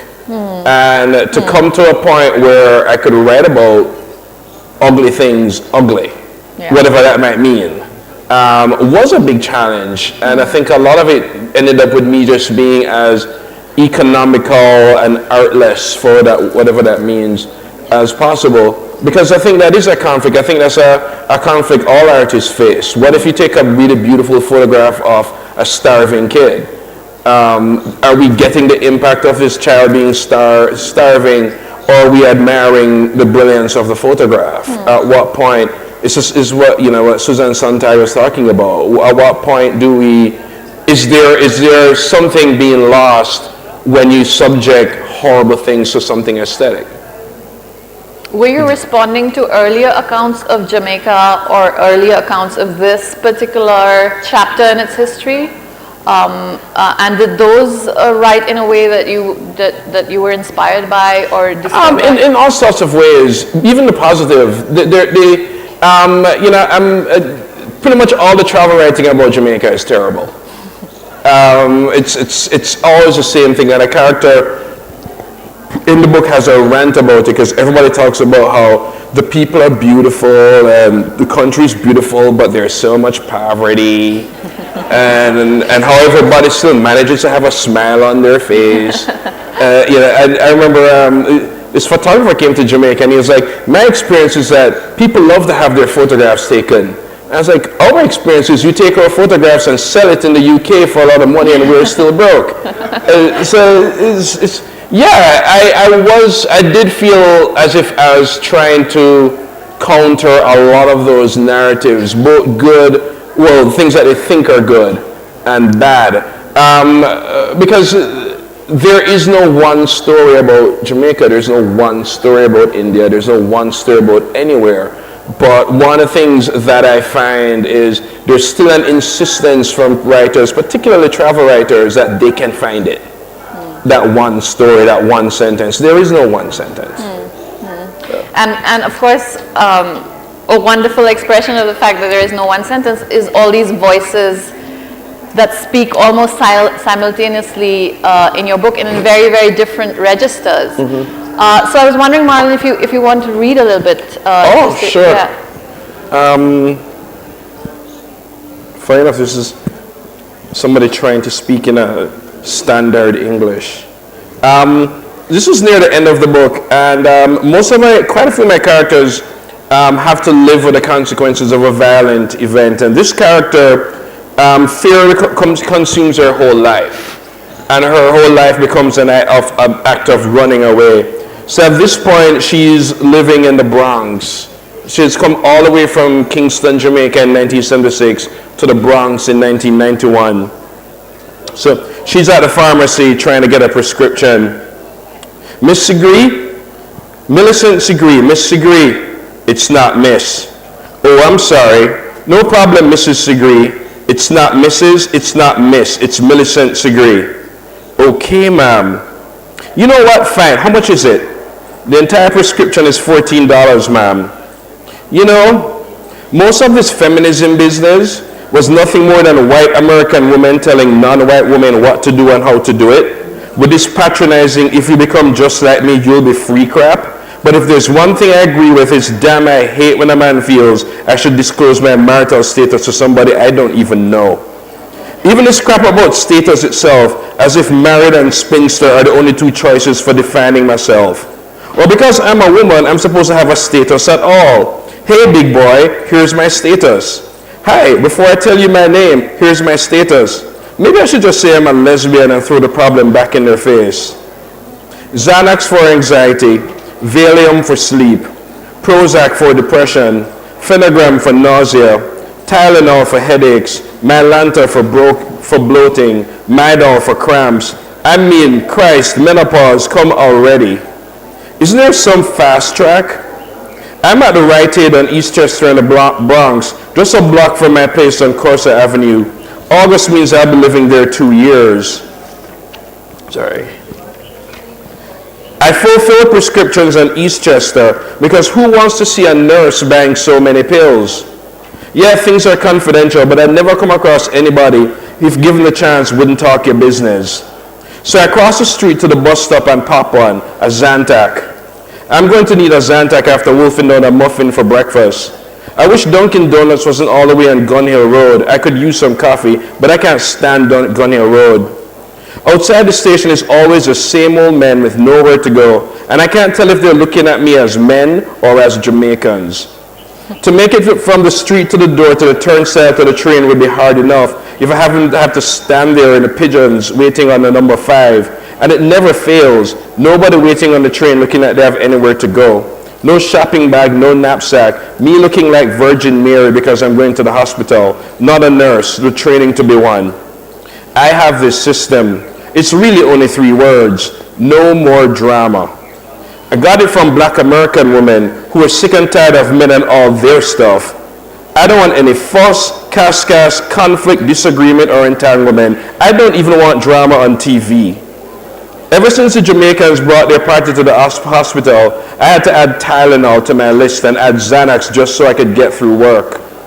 Now I'm waiting on the M10 express bus. Ever since then, I've had this headache right above my temple. It never gets better or worse. It just won't go away. Maybe it's a lump. Maybe I need to stop being a hypochondriac. Honestly, only 2 days ago, I got so anxious I couldn't breathe and remembered that people have been known to die from anxiety attacks. And this only made me more anxious. The last time it happened, I had to start singing Just Got Paid out loud for it to pass at a bus stop in Manhattan.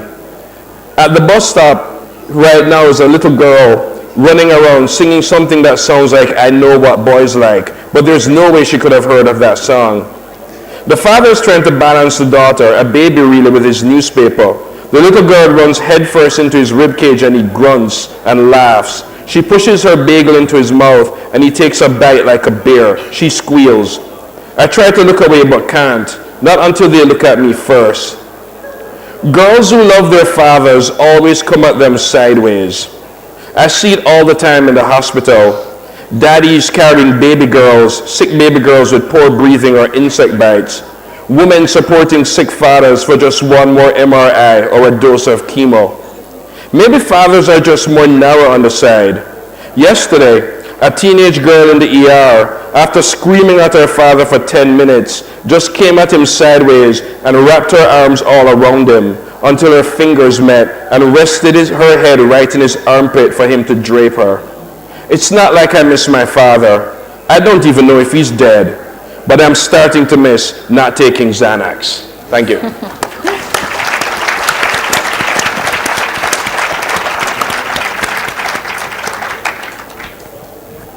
Okay, this is going to sound very different, but Anuradha, would you like to read a little bit from your book?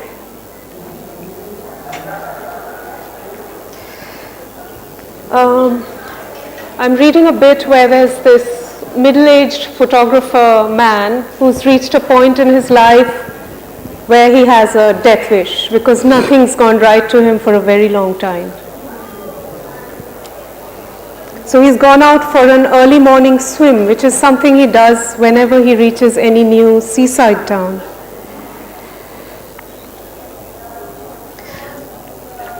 By degrees, the swell of the waves was below him, and he was swimming with long strokes. There were no big waves. The water was gentle against his skin. A long distance from the shore, he found the absolute solitude he had been hungering for at dawn. It was as if he had become a shark, slicing through the water unnoticed, no connection with human life. Across an infinite stretch of aquamarine was the arc of the horizon holding in the sea. Last night, after leaving Nomi in her garden, he had idled in bed, typing a text message to her which said, "The bottle's finished, but the night is not." He had neither sent it nor deleted it, and was now relieved that he had not been drunk enough to send her such corny drivel. The future was obvious. She would go home to some Nordic hulk of a boyfriend, and he would go back to divorce papers. He felt weightless, his limbs loose and limp. Nomi's story of missing her train came back to him. How she had said, "Don't you feel like disappearing from your life sometimes?" He stopped moving his legs, felt his feet fall away down, felt them pull him in after them. Something was sucking him downward and outward. He would not move his arms. He would not move at all. The sea could have him. His legs followed his feet. His hips followed his legs. He sank further down. Nothing mattered any longer but this sense of letting go and never having to try again. Not his wife, not her lover, not the dog, not the first boat he had made at 16 and sailed alone after his father died. When the water closed over him, all sound disappeared. Not another living thing in the world, nothing to go back to. Just when his lungs felt as if they would blow up, and he was about to open his mouth and let the water fill him and take him, he found he had instead erupted into the air, gasping, coughing and flailing. He struggled to stay up, sank, let out a choking cry for help as he swallowed a bellyful of seawater. Thrashing around with all he had in him, he fought himself out of the water again. A boat had appeared from somewhere. It was bobbing next to him. It was painted green and yellow. 4 fishermen were looking at him over its side, saying things he could not hear. One of the fishermen pushed an oar in his direction. He managed to get his hands on it. He was dragged into the boat, fell against rusted tin and nets and ropes. The 4 men looked at him, pulled at their oars. He was very far from the shore, they said. These were dangerous waters with strong undertows, and people were often sucked under. The fishermen were bare-bodied. Their arms were sinews and muscles and veins held in by parchment skin. Each man wore a headcloth against the sun, which was more than halfway up the sky, fierce enough already to have burnt away the dawn. Suraj sat gasping for breath, listening to the fishermen cackling about their lousy luck, tossing insults and jokes back and forth. After an entire night at sea, all they had caught was a man. What's a man good for, eh? Can you eat a man? Can you fry it and feed it to your children? Now a fish. You can use all parts of a fish, from its head to its fins to its tail. You can chew on its spine. You can fry its roe. You can eat your rice with its oil.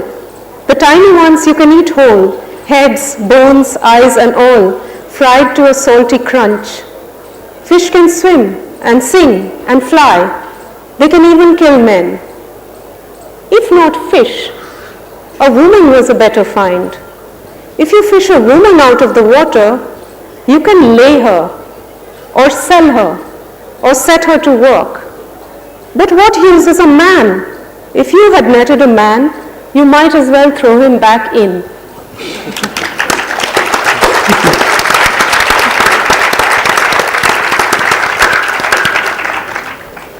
So I really like the romantics in your novels, Anuradha, and I think Suraj is definitely an anti-romantic. Though Noni thinks he's a romantic because he's always carving these little. She thinks he's an ass. She calls him a fucking romantic at some point, I remember. But that was a really lovely passage. Talking of romantics, though, Sanjeev, you have something very unromantic in your novel, which is this thing called a visa marriage, where somebody who's a British citizen will marry someone who's not, just in order for them to have a passage into the country. And of course, it's a purely formal arrangement, but with this sort of undertow of possibilities if the two are vulnerable, as I think possibly happens in your novel, where there's this wonderful character, Narinder, who enters into a visa marriage for reasons as the novel progresses that are not quite to do with anything that she wants for herself, but this larger idea she has of her place in the world and how she can help. So would you like to read a bit from? Yeah, absolutely.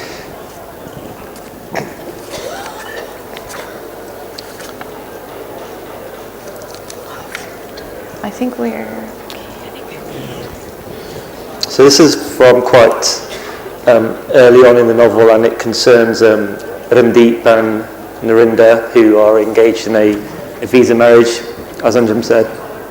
So in this scene, Randeep, he's about 19 years old. He's recently over from India, from Punjab, and he's feeling quite lonely and quite homesick. And he's bringing some of his clothes over in a suitcase to leave at the flat of Narinder, his quite secretive visa wife, who's also, this scene is set in Sheffield, which is in the north of England, and Narinder is also a recent arrival in Sheffield. She's from London. So Randeep's got his suitcase and Narinder's just showing him into the flat. She hadn't changed anything much. It was all very plain. The single plain brown leather settee, a plain tablecloth. The bulb was still without its shade. Only the blackout curtains looked new. A pressure cooker was whistling on the stove, and the whole worktop was a rich green pasture of herbs. Randeep set his suitcase by the settee. How have you been? I'm getting used to it. Her hands were clasped loosely over her long black cardigan. You're getting to know your way around? Yes, thank you. Well, at least the weather is getting a smidgen better now. I thought the snow would never stop. She gave a tiny smile, but said nothing. Randeep wondered if she just wanted him to hurry up and leave again.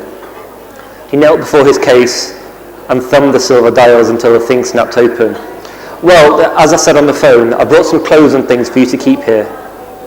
He draped a pair of matching shirts across the creased rump of the settee, along with some black trousers and starched blue jeans, all still on their bent wire hangers. He took a white carrier bag tied in a knot at the top and left this on the table. So, yeah, we've got shaving cream, aftershave, that kind of thing. Oh, and maybe also some underwear, he added, in the casual manner he'd practiced on the way down. He reached back into his suitcase and handed her a slim red felt album. And these are photographs I think you should hang up. He watched her palming through the pages. The first few were taken on their wedding day in a temple outside the city of Chandigarh. The later ones showed them enjoying themselves, laughing in a Florentine garden, choosing gifts at a market. They look believable to me, she said. Yeah, the lawyer, he sorted it all out. He said sometimes they asked to see where we went on holiday. He sidestepped, saying honeymoon. There are dates on the back, but are there stamps on our passports? Yeah, it's all taken care of.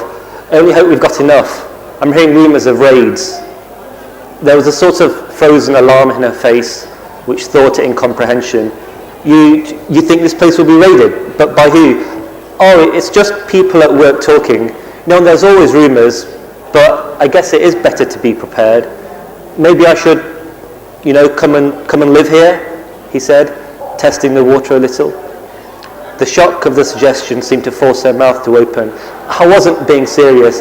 It's too small, she said, and the weather, she added, randomly. I understand completely, he said, layering smiles over his disappointment. He couldn't remember the last time he'd been so warm in a house, with food smelling as good as that on the cooker. She made to walk him to the door. No, I'll help you with this first. It's not fair to leave you to pack it all away. Delay tactics.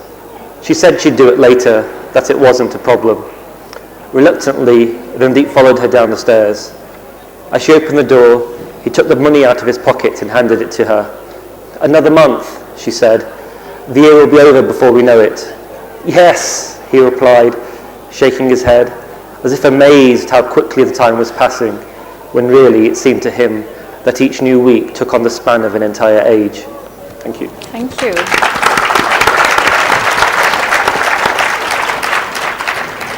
So, this visa marriage is this rather painful performance that the two have to enact, and it gets especially painful when these officers come to visit. Yeah, the inspectors come to visit, and they have to pretend that they're sort of participating in this happy domesticity, and they know. And he's much more into the marriage than she is. Than she is, and he sort of even talks about the kids and where they're going to go to school and stuff. And it's all in,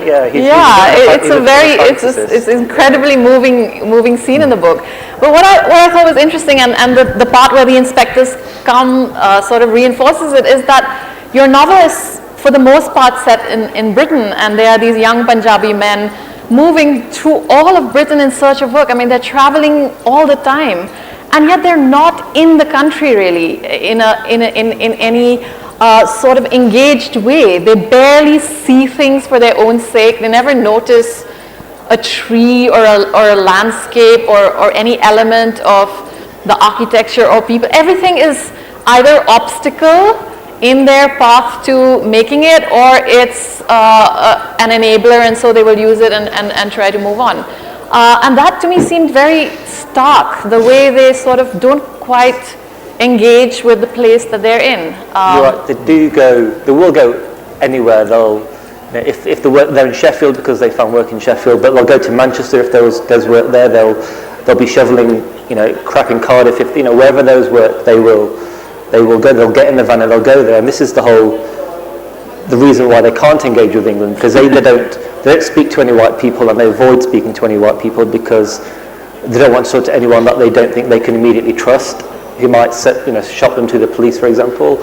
And when they are out in England, they're either working underground, or working in the kitchens, or working in these windowless places or they're working on construction sites where it's all about just getting as much work as they can, so because they're often paid by the hour, and then they leave the house at 4 or 5 in the morning in the dark at 10-minute intervals to avoid it looking suspicious. They arrive at 7, 8, 9, 10 o'clock in the evening, often to go to a second job. So they're very much living in these hidden, darkened corners of the UK, and they don't really see the light in any meaningful sense. They don't have time to stop and admire the shape of a tree or how beautiful the landscape might be. They're there to run across. Well, there is a scene towards the end of the novel where Narinder suddenly breaks free of the kind of life she's been living, and she takes these long bus rides where she is actually noticing things And you kind of cheer for her because you're like, wow, finally She says this, and she says, for the first time I started noticing things. Previously she doesn't notice someone's, just simple things, holding an apple or, holding a notepad, until they actually start to show, I didn't notice they were, because she's so sort of taken by the spiritual side of her. She doesn't really notice the world in front of her and what the world is actually like until she's forced to confront actually what her own place is in that world and how she can affect a change. And once she breaks free, and on that long bus ride, that's when she decides she's not going to actually go through with the marriage which her parents have laid out for her with Karamjeet, actually. Yeah. And then that's when she starts noticing the world. She notices the beauty in the world even without relying on faith. Yeah, yes. And while on the subject of the world, I think it's interesting that Marlon, your novel is clearly an attempt to capture everything in a way. But it's also interesting that you don't have a narrator. You have all these different voices. So it seems to me almost as the sort of the expanse, the canvas of the novel is expanding, but the sort of authoritativeness of the novelist is reducing, concomitant, and both these things seem to be going hand in hand. Whereas with the earlier, more classical, like I said, novelist, you would have the voice of the narrator, of the novelist, actually talking to the writer in the 19th century novel. But with this newer form of the novel, which I think you're attempting, the range increases incredibly, but the knowingness actually decreases, and there's well, I didn't want that voice. I didn't want the narrative authority. I didn't want I think the narrator who knows everything, that authoritative voice can be essential to fiction. It still is, and I'm probably going back to it with my next book. But this was a story where I really wanted to sort of transform myself into a journalist.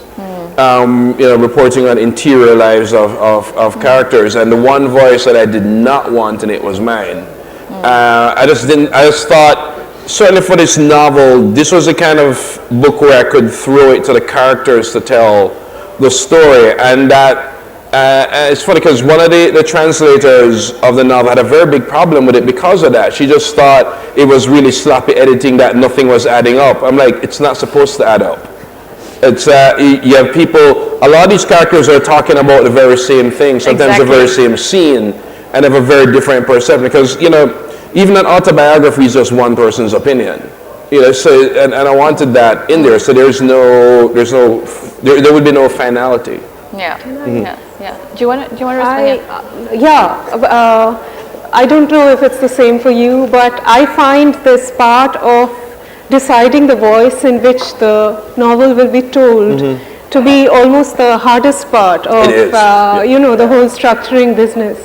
And in this book, sections of it are in third person, like the one I read out, and there are whole chunks in first person told in the voice of a child remembering her past.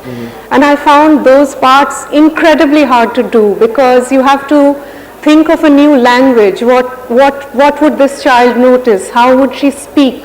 So I had to reduce the language to a kind of its elements. And there is a scene where, the opening scene of the book, where some people come and kill her father in front of her eyes, and they write on the wall in his blood. And so when I was thinking, there's this child looking at this wall, and her father's just been, obviously she cannot read what was written. So the novel will only say that they wrote something in his blood and then they left. So she is left with this lifelong sense of incompleteness, of not knowing what really happened. And many people have complained to me, readers, about the uncertainty in this book. They say it's full of edges and uncertainties, and in Sri Lanka, where I was doing readings just before this, they would keep asking me specific questions from the audience, saying, did A die? Did B finally jump into the water? And I really wanted this to have a kind of elusiveness and uncertainty of the kind you're saying you get from not asserting your authority as the writer. Yeah. I think we're out of time, though. I do have a few more questions, but I would like to open up to the audience. If you, yeah. Is there just one mic? It's cold. Huh? Sure, it did get cold.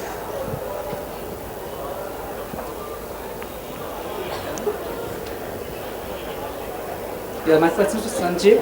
Hi. Yeah, I read your novel. It's one of the fantastic novel I read, and I love the characters. My question is, which character do you feel is much close to you? The character which you worked really hard for informing. Character that was the hardest. It's really childish to have favourites, isn't it? You're allowed to. But I do have. No, I think Avtar, he took the longest for me to actually write. The other three seem to, Dochi in particular, write very fully formed, who's and Narinder as well. But Avtar, and I think he's in the first couple of drafts of the book, he was very much sort of a sidekick, sort of, not a sidekick, but a sort of a secondary character, sort of Randeep's friend. But then through one of the drafts, I realised that he was going to have a much larger role, and he grew from that. And he doesn't seem to be anyone else's favourite character, and readers that sort of say to me, but he is mine, purely because I think he's the one who's actually tries to be good for the longest, for the sake of being good itself. He's not relying on faith or any other sense. He tries to be, behave as sort of as rightly as he can, until it just becomes too hard for him to be good, and he does then at the end acts in I think a slightly appalling way, and his spirit becomes broken. And also at the end of the book there's an epilogue, and he's probably out before, he's probably the one who's in the least good place at the end. So he probably touches me the most, I'd say. I think one more short question and short answer. Hello, my question is to all three of you. First, what is more important? Is it the strength of the plot or the craft of telling that story? What is more important? And secondly, while you were conceiving the idea of this book, or while even writing, did you had even a minute inkling that you would be listed in the book? There's the Booker question. That question had to happen. Anuradha, you want to answer? I think that I think that when you're constructing a narrative, when you're structuring it, of course you plot it, but you want the plot to be quite invisible.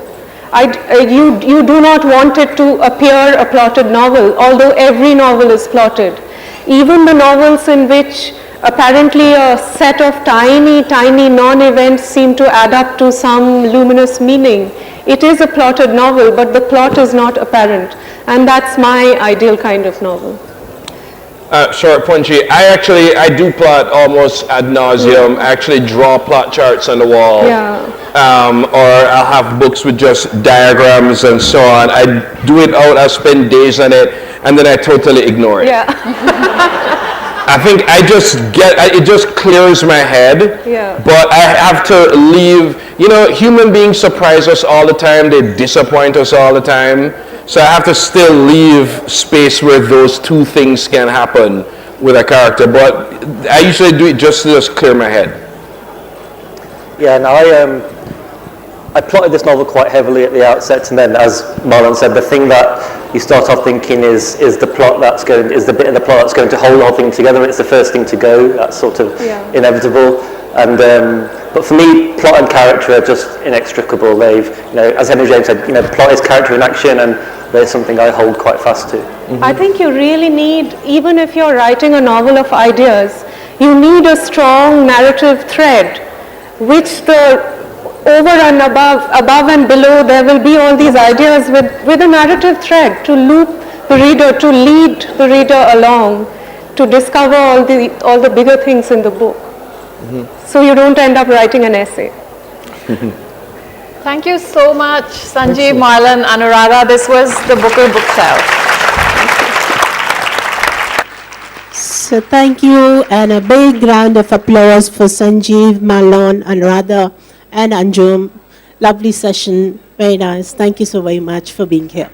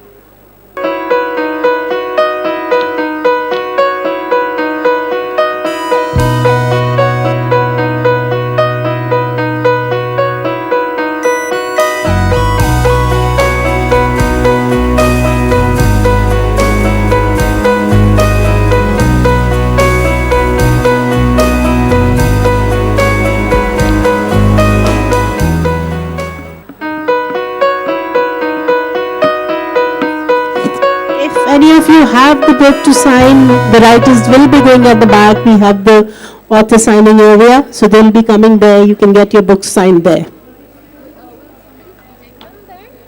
Yes, yes, yeah. Can you take them to the signing area? They're here.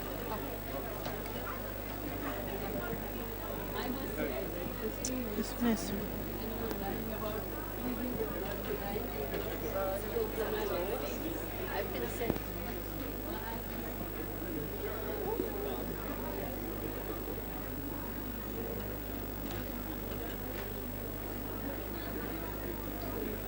चलो अभी हमारा gap है तो वो movie दिखा दो अभी उनका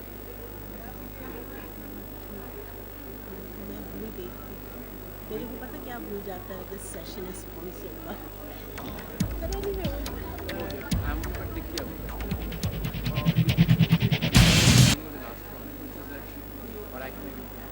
Shuttle time for speakers. अभी अगले वाले के टाइम पे स्पीकर्स when we start हाँ बीच में कर देना बीच में कर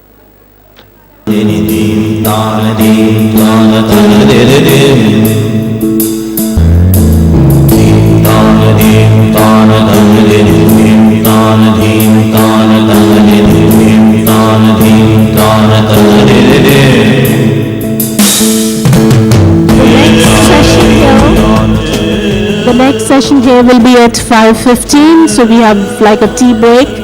So we'll see you at 5:15 here for the next session.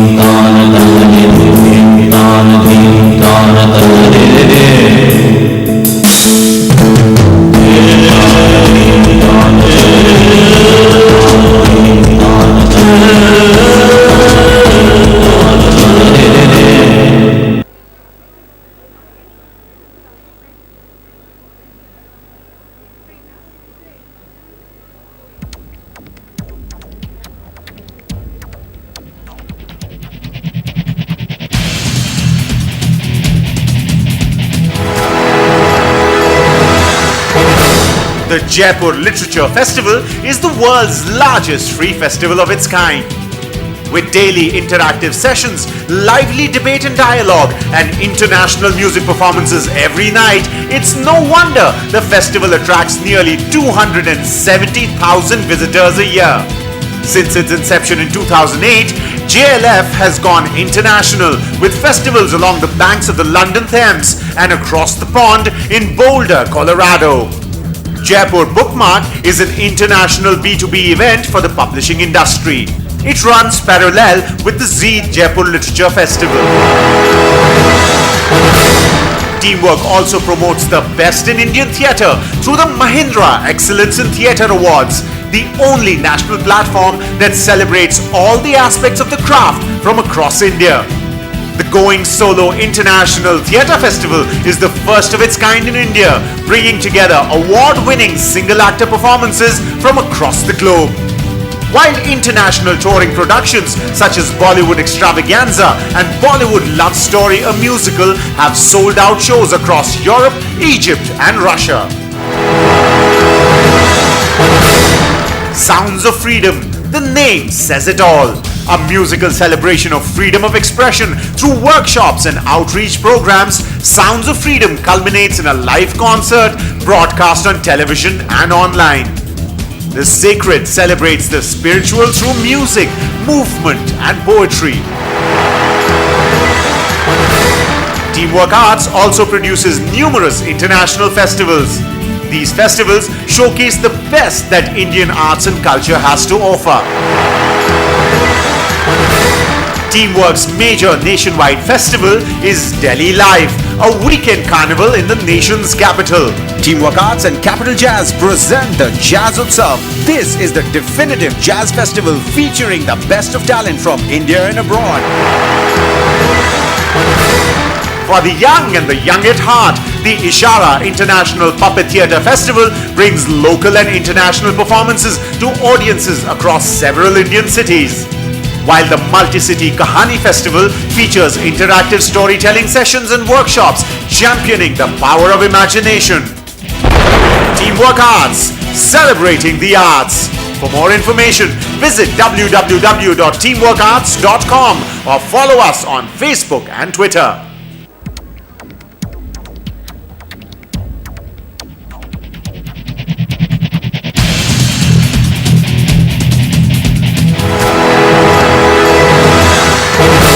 The Jaipur Literature Festival is the world's largest free festival of its kind. With daily interactive sessions, lively debate and dialogue, and international music performances every night, it's no wonder the festival attracts nearly 270,000 visitors a year. Since its inception in 2008, JLF has gone international with festivals along the banks of the London Thames and across the pond in Boulder, Colorado. Jaipur Bookmark is an international B2B event for the publishing industry. It runs parallel with the Z Jaipur Literature Festival. Teamwork also promotes the best in Indian theatre through the Mahindra Excellence in Theatre Awards, the only national platform that celebrates all the aspects of the craft from across India. The Going Solo International Theatre Festival is the first of its kind in India, bringing together award-winning single-actor performances from across the globe. While international touring productions such as Bollywood Extravaganza and Bollywood Love Story, a musical, have sold out shows across Europe, Egypt and Russia. Sounds of Freedom, the name says it all. A musical celebration of freedom of expression through workshops and outreach programs, Sounds of Freedom culminates in a live concert broadcast on television and online. The sacred celebrates the spiritual through music, movement and poetry. Teamwork Arts also produces numerous international festivals. These festivals showcase the best that Indian arts and culture has to offer. Teamwork's major nationwide festival is Delhi Live, a weekend carnival in the nation's capital. Teamwork Arts and Capital Jazz present the Jazz Utsav. This is the definitive jazz festival featuring the best of talent from India and abroad. For the young and the young at heart, the Ishara International Puppet Theatre Festival brings local and international performances to audiences across several Indian cities. While the Multi-City Kahani Festival features interactive storytelling sessions and workshops championing the power of imagination. Teamwork Arts, celebrating the arts. For more information, visit www.teamworkarts.com or follow us on Facebook and Twitter.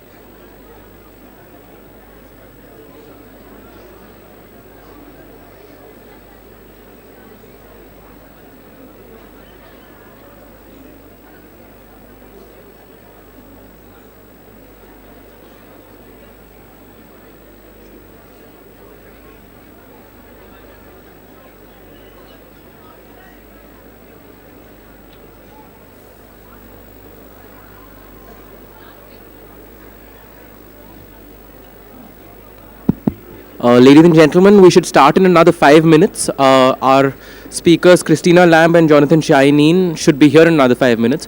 I request you all not to reserve too many seats next to you. Everybody wants to come and attend these talks, and we want to accommodate as many people as possible. Another 5 minutes.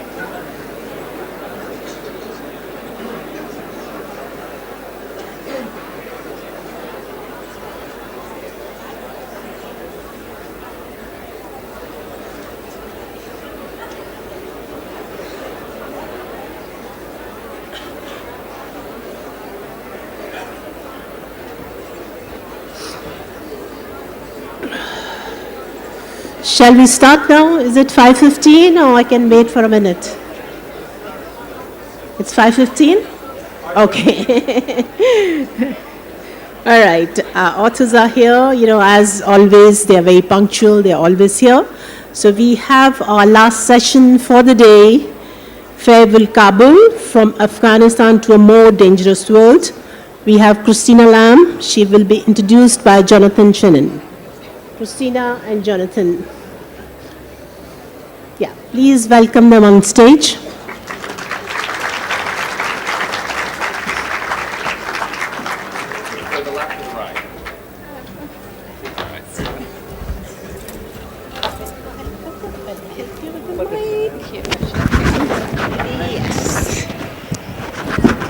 Okay.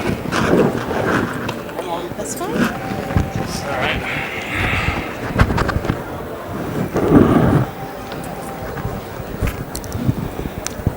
Do you want to move it down just a bit? No? All right.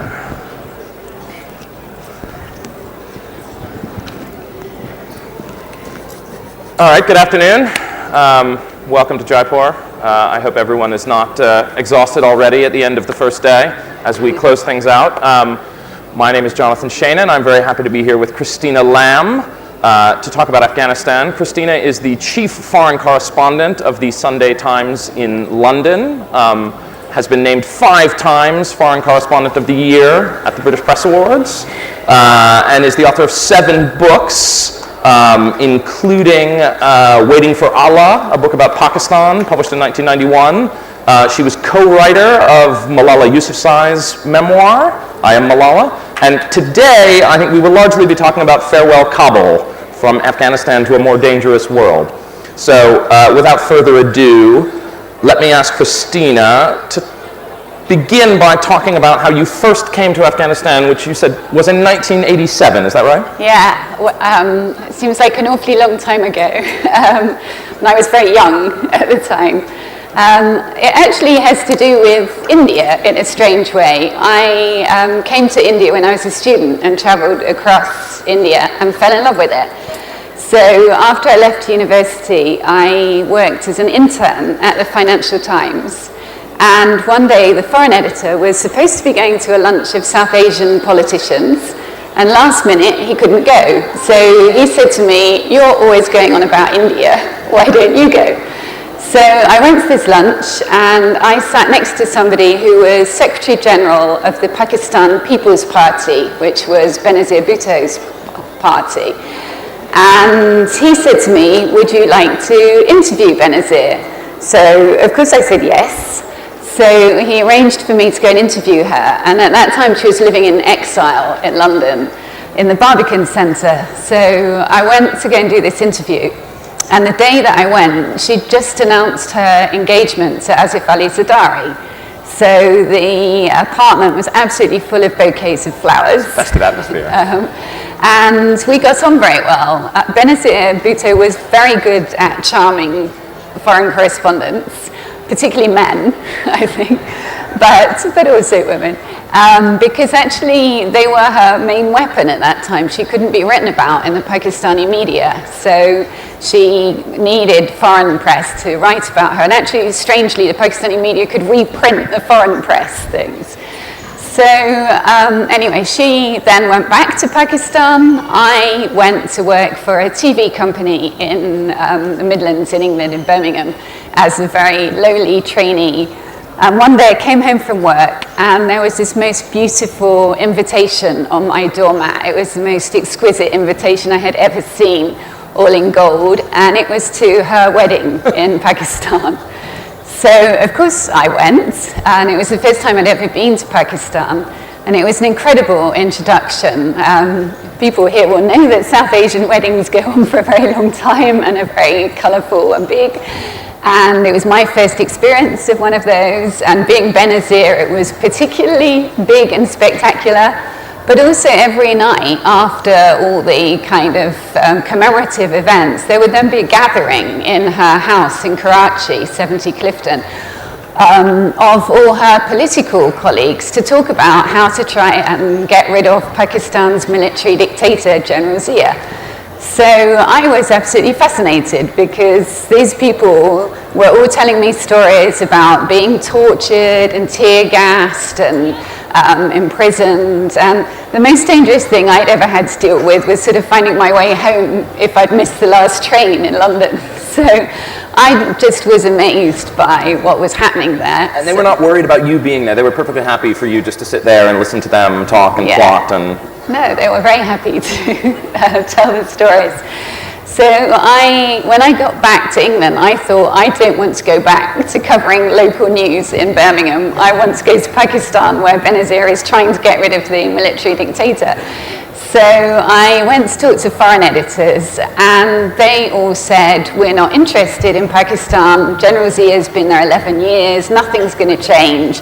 And I was like, but Benazir's gone back, and she's going to get rid of him. And they were like, you don't know what you're talking about.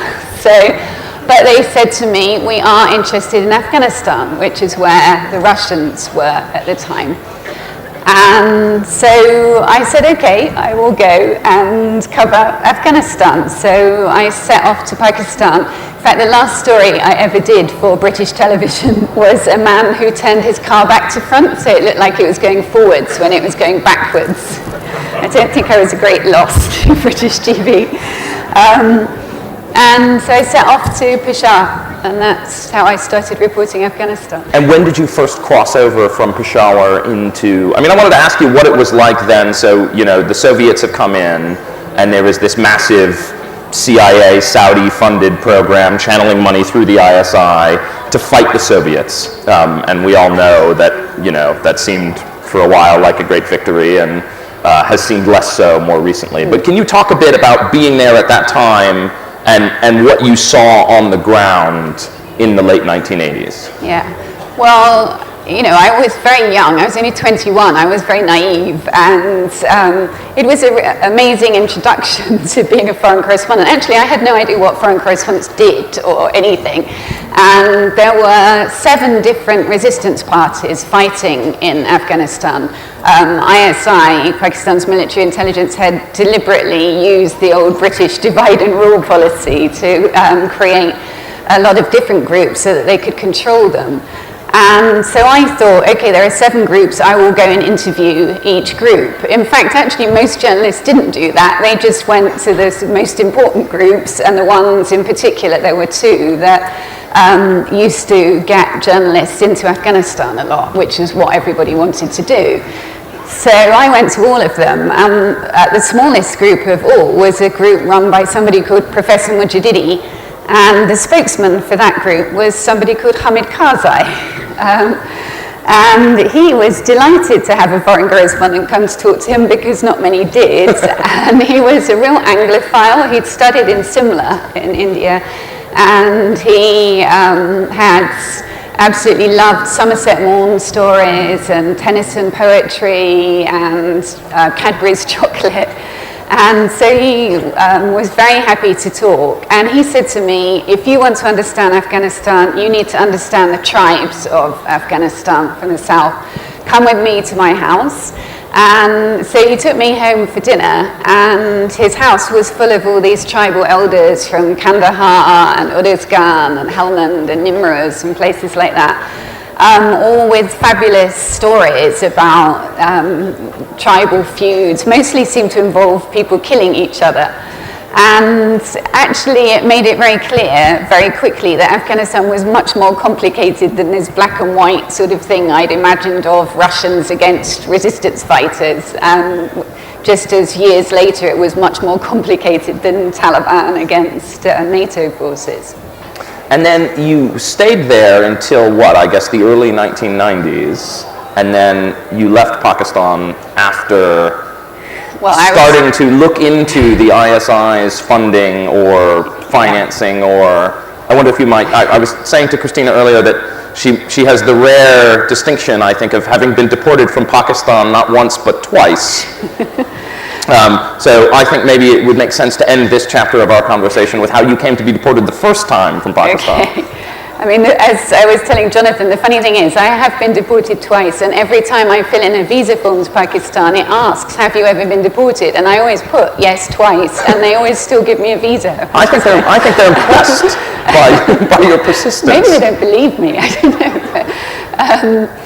So that first time, well, I mean, it's really annoying being deported, because it's usually when you're in the middle of trying to do some story that you think is really important and are going to expose something, and then you get stopped.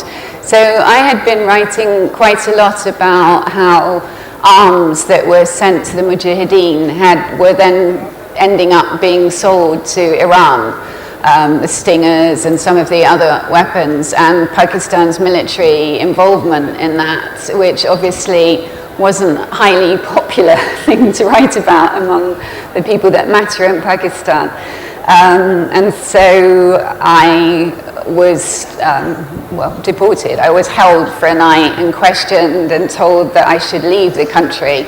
And I didn't want to leave. I was really happy and enjoying living there, so I didn't leave. And then my phone was cut off. I was followed everywhere by 2 cars and a red motorbike, really obviously. And then one day the interior minister announced that my visa had been cancelled, so I had to leave. And I remember when I left, Benazir was still prime minister, but it was clear that the army was sort of moving against her, and that was one of the stories I'd also written, which I didn't like. And as I left, there was some graffiti on the wall by the airport which said, "We apologize for this democratic interruption. Martial law, normal martial law will be resumed shortly." And it was. So I want to jump now to where your book begins. This lovely book, which kind of summarizes, this incredible experience you've had in Afghanistan over all of these years. But the start of the book, chapter 1, finds you in Kabul on Christmas Eve 2001. and it's snowing, if I remember correctly. And after a very short war, the Taliban have been sort of suddenly routed by, I like this phrase you use, the unlikely pairing of what Colin Powell calls a fourth world army, which is the Northern Alliance, and the US Air Force. And so you put us there, and the mood, as you describe it, was sort of ebullient. And you write about how all of a sudden for journalists in Afghanistan, there were all of these happy stories to write. You could go and, here's the guy selling kites again on the street, and, here's the cinema that's opening, or, all these things that hadn't been done before. Can you just sort of put us back in that place of what it was like for you to be there in 2001 at this time, however briefly, that seemed very hopeful, probably expecting to have never ended up back there yourself, right? Yeah. Well, no, certainly. I mean, when I was in Afghanistan in the late 80s, if anyone had said to me then, you'll be back here 20 years covering your own country, fighting here, I would have said you're mad. Not least because Britain had already 3 times got involved in wars in Afghanistan and had pretty bad experiences. And there is a British graveyard in Kabul that if anybody wanted to go and check it out. So I would never have believed that we'd end up back there fighting. But you're right. I mean, in December 2001, it did seem as though it had been a great success, that the Taliban had been ousted very quickly within 60 days. It hadn't cost very much money. I think it cost about $3.8 billion. And 5 Western soldiers, or 4 American soldiers and a CIA agent had been killed in the removal of the Taliban. So to the West, it looked like a kind of great success in terms of an intervention. And it did, for us journalists at the time, seem like a rare, happy ending. And it was, fun to be there in Afghanistan at that time. I remember doing things like going to the National Gallery and seeing the man washing the paintings because the Taliban destroyed anything that showed faces. Somebody had actually painted out all the faces in the paintings of the National Gallery so that they wouldn't be destroyed. And painted trees where there'd been people. So he was sort of almost magically sponging away these trees and people would appear. So it was really seemed like a very special time to be there, and I was very happy. I have to say, when I look back and I went through all my old notebooks for writing this book, I realized that, and I think this is one of the big things that we did wrong, that the West very quickly made their priority in Afghanistan having elections, and also gender awareness and other things like that. When I looked back at all my interviews with Afghans from that time, nobody said to me, what we really need is an election. They all talked to me about, security and education and jobs and things like that. So, it's very clear to see how right from the start we actually set about it the wrong way. And then you think there were signs if people had been kind of ready to see them at that moment? Well, of course, it's always easy to be wise after the event, but I think one of the big problems in Afghanistan was after that initial stage of removing the Taliban, the West never really knew what it was they were trying to achieve in Afghanistan. The Americans didn't really want to get involved in reconstruction. Other countries weren't really sure what they were doing there. Right at that period, we only had Western troops as peacekeeping troops in Kabul, not outside of the capital. And there were only 5,000 of them, which for a country the size of Afghanistan was just ridiculous. Well, I was going to read you a quote from the prologue to the book, where you were describing the British withdrawal, or British and the American withdrawal, I guess. And you write, how on earth had the might of NATO, 48 countries with satellites in the skies, 140,000 troops dropping missiles the price of a Porsche, not managed to defeat a group of ragtag religious students and farmers led by a one-eyed mullah? And why had they even tried? And I wanted to ask you about this last question, which I think will get us into whether it was doomed from the start or not. After all your time there and all your experience, you were with British troops in Helmand, which we'll come to in a bit. Why had they tried? What at the time was their sense of what the mission or the point of this was, and how did that change over time? Well, it was very confused. At the beginning, it was very specific. After 9/11, it was revenge, and it was toppling the Taliban regime because they'd sheltered Osama bin Laden, and it was trying to find Osama bin Laden. So after the Taliban had been removed, actually, I mean, and we could get into this later, what had happened was most of the Taliban had just gone to Pakistan. Right. So after they'd been removed, then America kept 20,000 troops in Afghanistan, but those troops were there with the sole objective of finding Al-Qaeda and Osama bin Laden. And I mean, one of the things that used to anger me a lot, and I think people didn't understand, was 9/11 didn't originate from Afghanistan. Khalid Sheikh Mohammed, who was the mastermind of 9/11, was living in Karachi. Yes, bin Laden had given his blessing to it, but it wasn't either his plan or was it conceived in Afghanistan. So quite why we then were getting involved in this country, which was basically a really poor country who had welcomed in Al-Qaeda because they were about the only people that would give them anything, was slightly weird. And I think that maybe we made a mistake fighting the Taliban. That, you know, how did it shift from being this thing to try and find Al-Qaeda and expel them from Afghanistan? I mean, do you think, I mean, it's interesting, as you talk about being there as a journalist and being able to write all these happy stories. Do you think that part of it was that the Taliban were, really good villains to an extent, right? That you had this idea of, after, I mean, I think everyone remembers, and maybe it was different here in South Asia, but, you talk in the book about how, Jonathan Powell, who was the chief of staff to Tony Blair, on September 11th sends out people to a bookstore and says, buy us all the books you can about these Taliban, because no one knows about the Taliban, and of course they can only find Ahmed Rashid's book, which is the only book that was published on the Taliban at the time. That all of a sudden you had this sort of, the world stage was introduced to these horrible villains who most people had never heard of before, and it was very easy, to kind of graft onto the revenge plot a sense that, okay, we're going to set all these people free. But at the beginning, there was no intention of doing that, because actually after the Taliban had been removed, I went to Quetta in Pakistan in February 2002 and interviewed a couple of Taliban ministers who were not that difficult to find.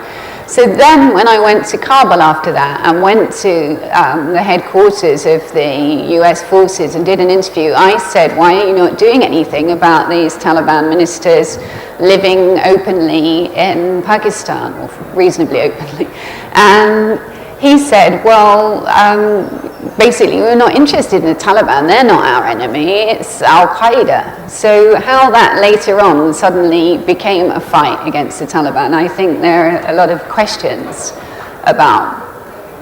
So do you think, I mean, now having spent all of this time there and having sat down and gone through your notebooks and having assembled this kind of narrative of, certainly the last 15 years, was this whole thing doomed from the start? I mean, do you think, we'll come to the question of Pakistan and the ISI in a second, but, because of the way things were done in the 1980s, and then because of the way things were done immediately after 9/11, is there a sense now that, the compromises were made with the ISI, with Pakistan, with warlords, however that meant that this sort of, the NATO mission was just not going to be able to succeed? Well, it's sad because I think, it could have succeeded if things had been done differently, but you had a kind of perfect storm in a way of things that were all done wrong. I mean, first of all, like I said, we didn't listen to local people about what they wanted. We spent a lot of money, but a lot of that money was spent in sending foreign consultants into Afghanistan to do things rather than training Afghans to do the jobs. Hamid Karzai, who I'd mentioned earlier as having known for years and was a close friend, he was the wrong person to be president, I think, and he was not the choice of the Afghan conference that was held to choose an interim president. People often, at the time it wasn't really clear to people that had happened, but this group of people that were sent, delegates to this castle in Bonn to try and come up with an interim leader very quickly, because a dental conference was booked in the castle a few days later. Basically, they didn't choose Karzai. Their first choice was an Uzbek called Sattar. And he then, the Americans then thought, this is a bad idea because it needs to be a Pashtun, because Pashtun are the biggest tribe in Afghanistan. So they told them to re-vote. But who had told the Americans it had to be a Pashtun, right? I mean, presumably the Americans didn't have previous ideas about the governance of Afghanistan.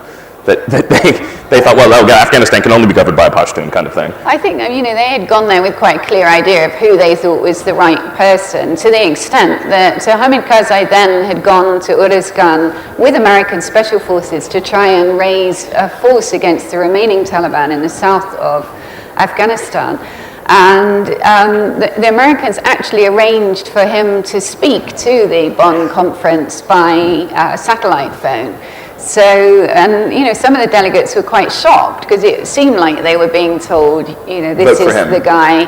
And he was supported by all outside factions. It's a rare thing where Pakistan, Iran, America, they all seem to agree on him as the best candidate. And I'm afraid that I couldn't help thinking that for the Americans, they thought Karzai was the best person because he spoke fluent English and he was very charming. Frankly, he would have made a very good diplomat or foreign minister or something, but he had never run anything in his life, to the extent that one of the delegates at Bonn was his uncle, who refused to sign the agreement because he said, he is my nephew and I know he can't run anything. And what about him, as someone who, you talk about how you met him for the first time in the 80s and you've remained very friendly with him. What do you think about him made him so unsuitable? Well, apart from this lack of experience, were there things about, most people in this room don't know Karzai, this tent, I suppose.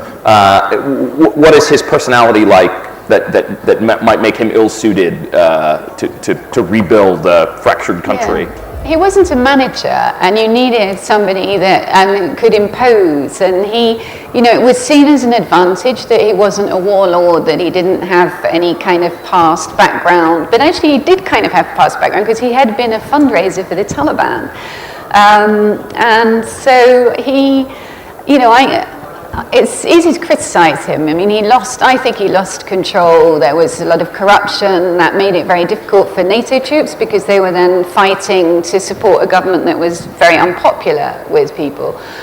But to be fair to him, anybody taking that job was in a nightmare position, because they were so cut off. He had like 7 layers of security just to get to him. Towards the end, if I went there to interview him, I couldn't even take a pencil in. I was stripped of everything, and then you were provided pen and paper inside his room. I remember once trying to take him some Cadbury's chocolate, and that was immediately removed because that could have been poisoned. And he had a team of food tasters, and and actually I spent a week doing a fly on the wall in his palace in 2006. And his chief of staff took me on what he called the assassination tour of the palace, because so many of Hamid Karzai's predecessors had been murdered in really grisly ways in different bits of the palace. So he couldn't have felt very comfortable being in there. And what he did do was he did keep the country together. He was good at appeasing different tribes, but sometimes to strange effect. Once when I spent this fly on the wall, I was meeting all these different people there, and I met a man who was head of the National Archive, and he was completely illiterate. He couldn't read a word. And I was like, how can you be head of the National Archive? And he said, I was a friend of President Karzai's father. So a lot of things like that happened. So I want to talk a bit about your time, the sort of the middle bit of the book, or maybe the sort of, I don't know, maybe it's later than I'm remembering, is devoted to the time that you spent in Helmand province with British soldiers, which was in 2006, if I'm remembering correctly. How did you get there? I mean, i.e., what was the arrangement that got you there? And can you just talk a bit about what was happening in Helmand and why the British troops were there? Yes, so, well, in 2005, 2006 was when the Taliban suddenly kind of returned in force. I mean, what had happened was the Taliban had gone to Pakistan, and then when the West got involved in the war in Iraq and were not watching what was happening in Afghanistan, of course the Taliban and ISI took advantage of that. I went to Quetta just before the war in Iraq in 2003, and you could see the Taliban openly recruiting and training, and so they used that time to really start preparing for returning to Afghanistan, and they did. So by 2005 was when there started to be a lot of attacks, and NATO then started expanding outside of Kabul, sending more forces, but it was too late, I think. And I mean, they did it, and they never really explained to ordinary Afghan people what it was they were doing, why they were there. They didn't explain to publics back in the West, but they didn't explain to Afghans either. And the Taliban, by contrast, had a very good narrative, which was, we Afghans have never been conquered or colonized, or we've always kicked out any outsiders, and here is the latest group of outsiders trying to take us over, and we must fight against them. And that's very evocative in Afghanistan. And then, of course, NATO started bombing people's houses wrongly and killing some civilians, and every time they did that, that created new enemies, and the Taliban were very able to exploit that. But I go back to what I said earlier about the tribes in the south. The foreign troops that went in had no understanding of what they were going into, so imagined everything that they were doing was fighting against the Taliban. Actually, Helmand is a particularly good case, very complicated tribal situation, and a lot of it was about fights between tribes over drug routes and control of different things. The British went in not understanding that at all, would give jobs to people, think, let's get some of the locals on side, so let's give jobs to these people who happened all to be from the Alizai tribe, not realizing that that would really piss off the Norzais, who would then go and fight on the other side. And so they became one more complicating factor in this already complicated tribal society, and each time these things happened, they reported it as being the Taliban fighting them. And of course, Taliban were not about to turn around and say, well, actually, it wasn't us. And so it made the Taliban look much stronger, I think, than they really were. And what was the British mission in Helmand was meant to be what? Just sort of secure this place, bring stability? Well, that is a good question. I mean, we were given all sorts of different reasons about why troops were going in. At the beginning, actually, the very first time, we were told that the British troops were going in because of drugs. And Helmand is the biggest producer of poppy, opium, in Afghanistan, actually anywhere in the world.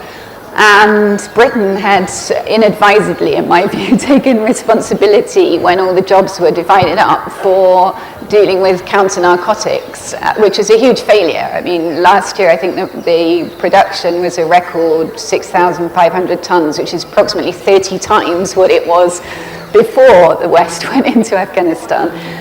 Some people joke that it's Britain's most successful ever agricultural policy. So that is actually, if you look back to Tony Blair's first explanation of why our troops were going into Helmand, it was to deal with the drug problem.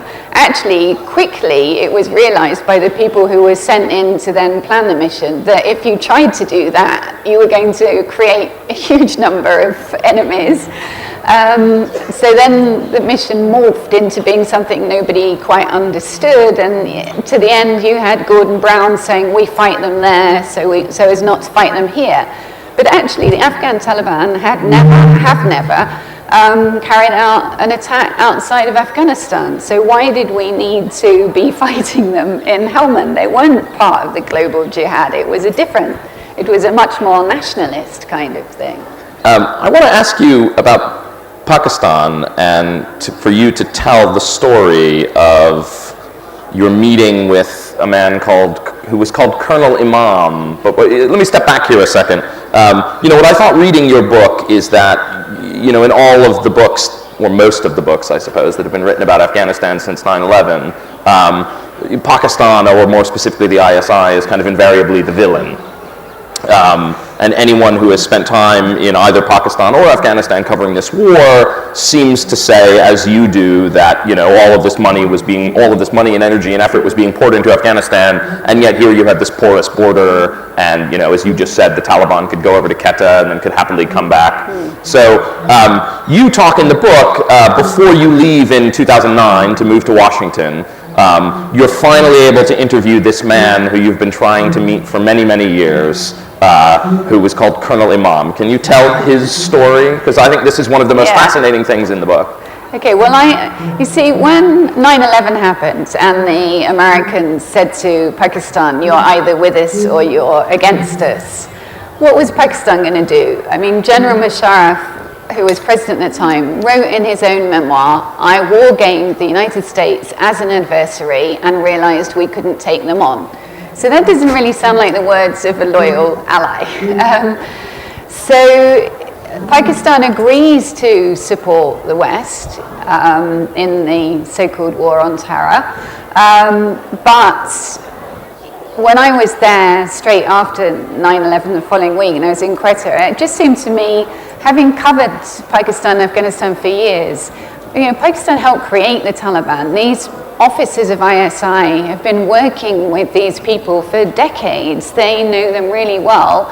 And just because the president at the top, if he did say to them, you must no longer support the Taliban, actually the people on the ground carrying out the policy had very close relationships, had shared the ideology, were not about to change. And one of those key people was Colonel Imam, who I had actually met back in the 80s when there was the battle for Jalalabad, and a very memorable exchange. I was with a group of Afghans fighting, and it was a big mistake, that battle. Lots of people were killed, and they'd been kind of pushed into it. This was a battle for the Mujahideen were trying to take the city of Jalalabad from the communist government. It was after the Russians had left, and there was a lot of pressure for the Mujahideen to show that they could capture a city, because up till then they'd controlled the countryside, but not the cities. So they were pushed by ISI to carry out this attack. And and it was dreadful, because actually they'd already relied on help from people inside of towns, and suddenly they were attacking the town from outside and rocketing it, and the communist regime was bombing the roads. So people fleeing the city were being caught between those bombs and the rockets, and thousands of people were killed. 10,000 people were killed in a week. And it was the worst thing I'd ever seen. I was there. And the Mujahideen were kind of horrified, because they, found that they were killing the people that had been sort of supporting them and helping them. And I was with one group of Afghan Mujahideen, and we came across Colonel Imam, who was directing some of the fighting. And the commander I was with said to him, how dare you people who have never won a war tell us who have never lost a war what to do? That's the first time I met Colonel Imam. He had stayed involved. He'd been in charge of the training of the Mujahideen, and then later the Taliban. So he knew everybody. Just to fill in, in case of, so he's an officer in the army, yes, in the Pakistan army, ISI, and he's there on the battlefield. Yes, and after 9/11, what happened was a lot of these people were officially retired, but in fact they were still working for ISI. And to give this element of deniability, or some of them were running supposed NGOs, or there was all sorts of different things going on. And he was one of the people that was still working with the Taliban and going in and out. And so I was trying really hard to meet him in all those years after 9/11, and it never came off. And then finally, one day, he agreed to meet. See, why does he agree to meet you after all of these years?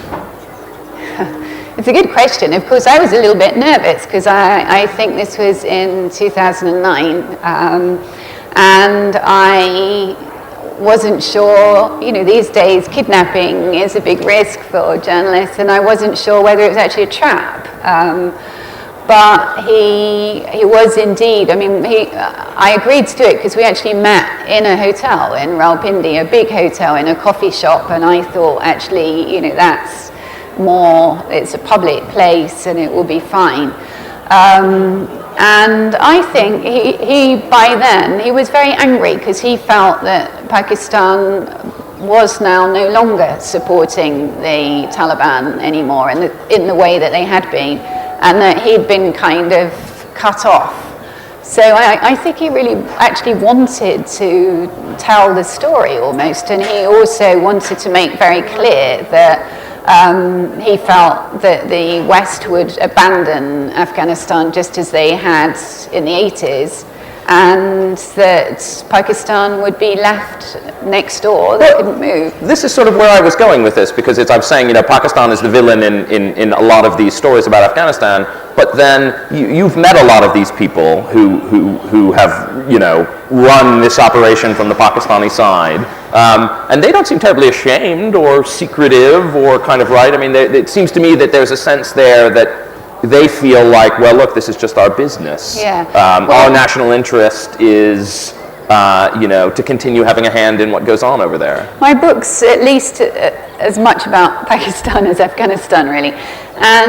But what I try to do is, yes, you're right, people paint Pakistan as the villain. Actually, I try and explain why Pakistan did what they did and why it made sense to them. Why, you know, in my view, they were hedging. They were taking the money from the West. Now we can say this is outrageous. They took billions of dollars from the West, 13 billion from the US, lots from other countries, and were using some of that money to then fund the Taliban, who were then killing American, British, other soldiers.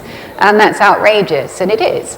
But if you look at it from Pakistan's point of view and go back to the 80s when I lived there the first time, now, I said to you, I'd gone there as a young, naive journalist, and after the Russians left in 1989, I was absolutely horrified how literally overnight all the people left, the diplomats, the spies, the aid workers, the journalists, all those people that had been drawn by the war went, and Pakistan was left to deal with millions of refugees, about 3.5, 4 million Afghan refugees. And not only did all these people leave, but then America, which had relied on Pakistan to help it carry out its fight in Afghanistan against the Russians, America suddenly discovered that Pakistan had a nuclear project, and so cut off aid. And until 9/11 happened, aid was cut off to Pakistan. So you can see why the Pakistanis wouldn't trust the Americans, right, and why they would think the same thing's going to happen again. They're going to use us because they need us at the beginning, but then they're going to abandon us and we'll be stuck with the problem. So I completely understand where they were coming from, and I do think this is a big problem of the West and America in particular, and it's relevant now in dealings with Syria.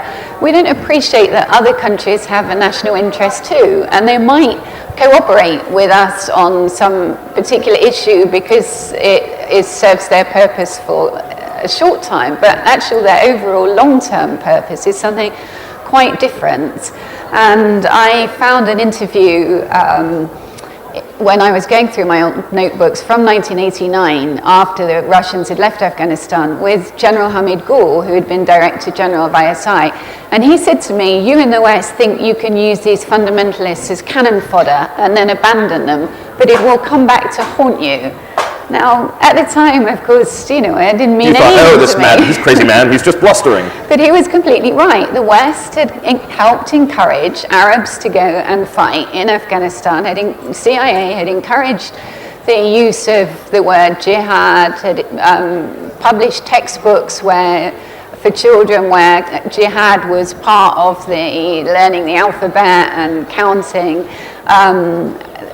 Imams in mosques in Pakistan had been encouraged to talk up jihad.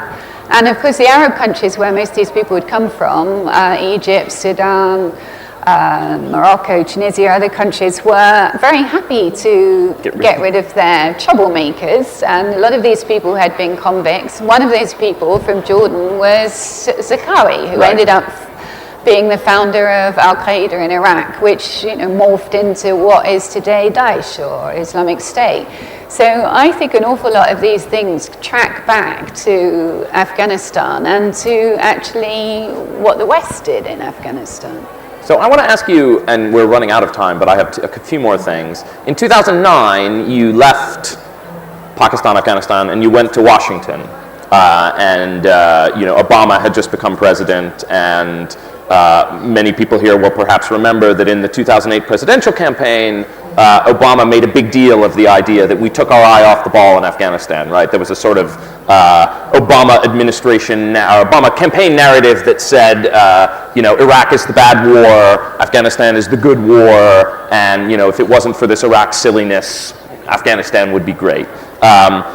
Then he comes into office, and the Iraq war winds down for various reasons, and now actually they have to deal with Afghanistan. So you're sitting there in Washington and you know Afghanistan terribly well. What do you see happening in the Obama administration, and did they succeed in changing anything for the better? No, I think he changed his mind about thinking of Afghanistan as the good war pretty quickly. What he did do was realize and publicly talk about that you couldn't separate Pakistan and Afghanistan in this, that you needed to look at both. And he developed what was called their AFPAC policy, which of course infuriated the Pakistanis because they didn't want to be lumped in with Afghanistan, and particularly coming second. Although I think I can say here, delighted the Indians, who were glad to not themselves be hyphenated with Pakistan anymore. Yes, maybe. So dehyphenation was a very big thing around here. So I think that he was right in some ways. You did need to look at both things, but I think that they realized quite quickly that Pakistan was so complicated and they didn't really know what to do about it. So they ended up with this policy which was really kind of relying on hope rather than experience, of trying to give Pakistan more money in the hope that they would do more and keep going on visits. Admiral Mullen went to Pakistan dozens of times to go and talk to them and try and persuade them, who was the chief military advisor for Obama, to try and get them to do things that the Americans wanted. But I think in the end they just kind of despaired, and the drone policy, or the use of drones, was a sort of substitute for policy with Pakistan. And one American general said to me, we thought that we were clever playing chess in Afghanistan, but the Pakistanis were playing chess in 10 dimensions, and they weren't even on the same board as us. And now I wanted to ask, you said you went back last year. What was it like when you returned, and how did you end up going back to? So this was your first time back in Afghanistan for a little while. No, I had been going back regularly, but the last time I went was just over a year ago, and after the NATO troops had mostly left. And at that time the new government of Ashraf Ghani had just taken over, and it sort of felt like it could go either way. People were quite hopeful to have a new government that was talking about getting rid of corruption and actually delivering to people.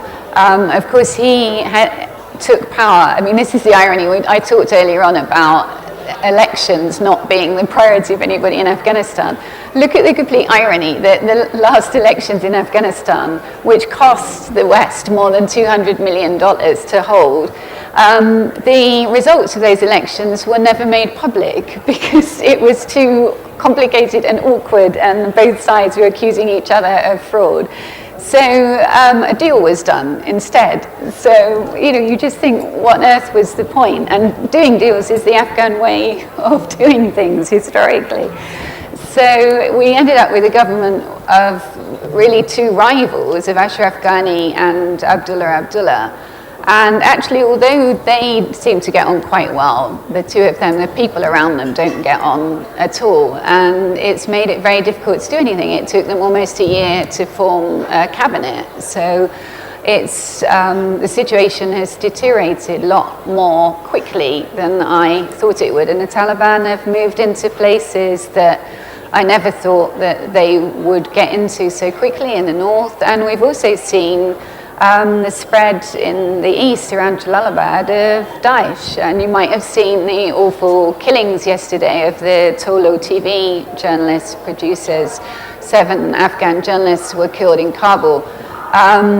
The ISIS or Daesh are threatening Afghan journalists. They've started a radio station in Afghanistan called Voice of the Caliphate. And it seems like they're trying to remove any kind of rival media. So the irony that we might end up after all of this and people like Brown saying we're there to make the world safer, actually if we end up with ISIS taking over parts of Afghanistan, that means we didn't achieve anything. When you mentioned, you told me that when you wanted to go, at first your editor said nobody, it's this idea that as all this stuff is happening again in Afghanistan, now that NATO troops have left, people think in the West, well, who cares? Yeah, no, this is awful, and I'm really angry about it. I didn't manage to go at all last year. My newspaper refused to send me because they said it's yesterday's war. And I pointed out, and what I spent most of last year doing was reporting a refugee situation, which is a huge issue in Europe. But that's it.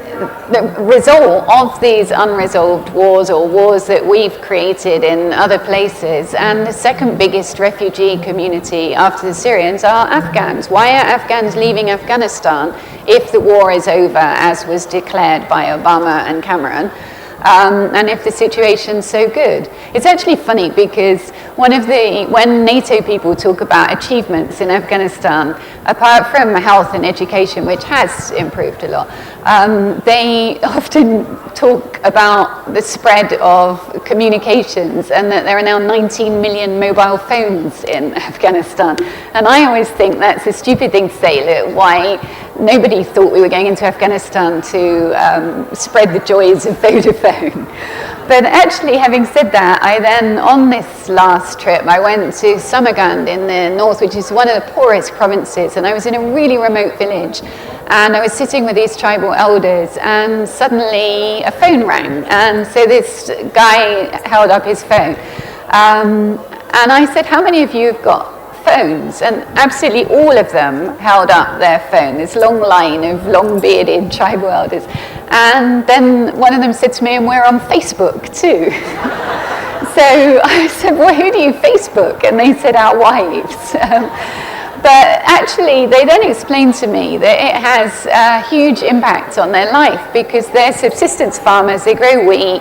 A man came once a year and bought their harvest, and they basically sold it for whatever amount he said because they didn't know any different.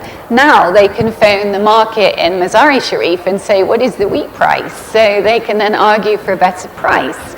So it has had a big impact, but the unfortunate or unforeseen impact that it's had, which these NATO people didn't think about, is of course all these people on Facebook can see what life is like outside of Afghanistan. And a lot of the people apparently are looking at life outside of Afghanistan and thinking, oh, it's better, let's go. And so we're seeing all these hundreds of thousands of Afghan refugees coming in. It's very sad. I think we have to open it up to the crowd. Thank you, Christina. How do we Okay, we have about 10 minutes for questions. You're in charge. So kind of young man there in the front. There we are. Hello. As you said about the recruitments in the Taliban have been increased after the wrong exclusions by the West. So my question is, what is beside this explosion was the main encouragement for the people to join and are still joining Taliban?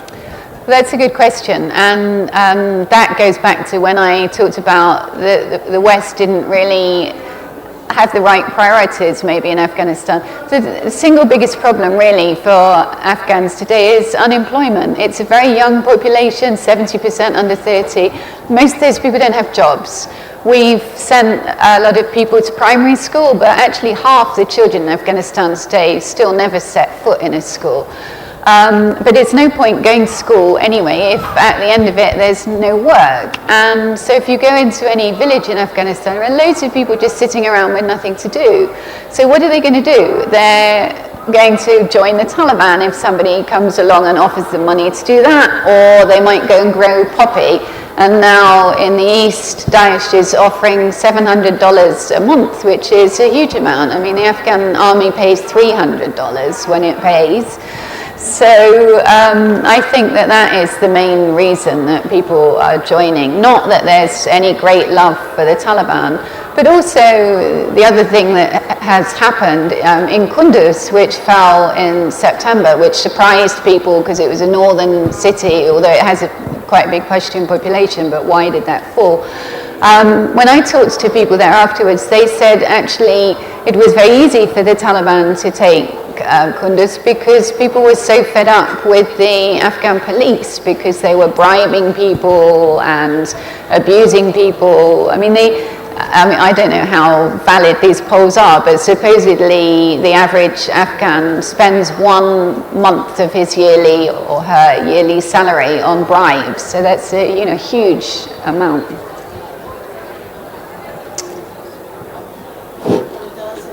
Hello, Christina. This side. Hi.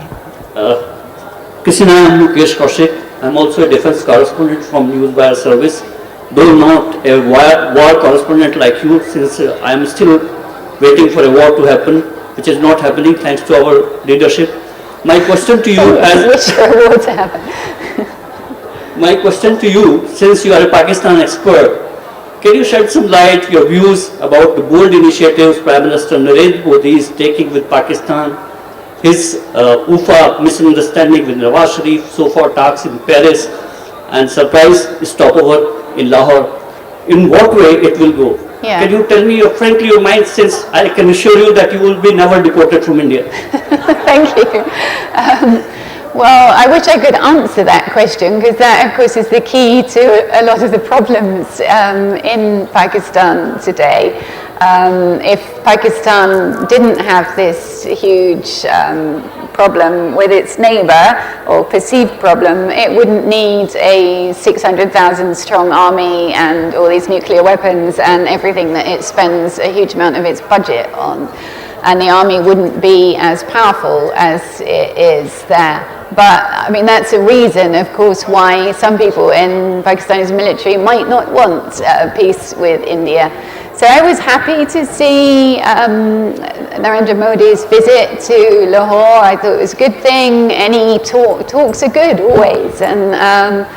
And it was a real shame, the attack a few days later, undermining all of that. And this always seems to happen whenever there's any peace initiative, then comes some kind of attack and undoes any of the good work. I do believe, actually, Nawaz Sharif, he's a businessman at heart, and he strongly wants to improve the economy of Pakistan and sees trade as an important part of that. So I think he, would very much like to have a better relationship. But as you know, Pakistan is not necessarily under control of its Prime Minister.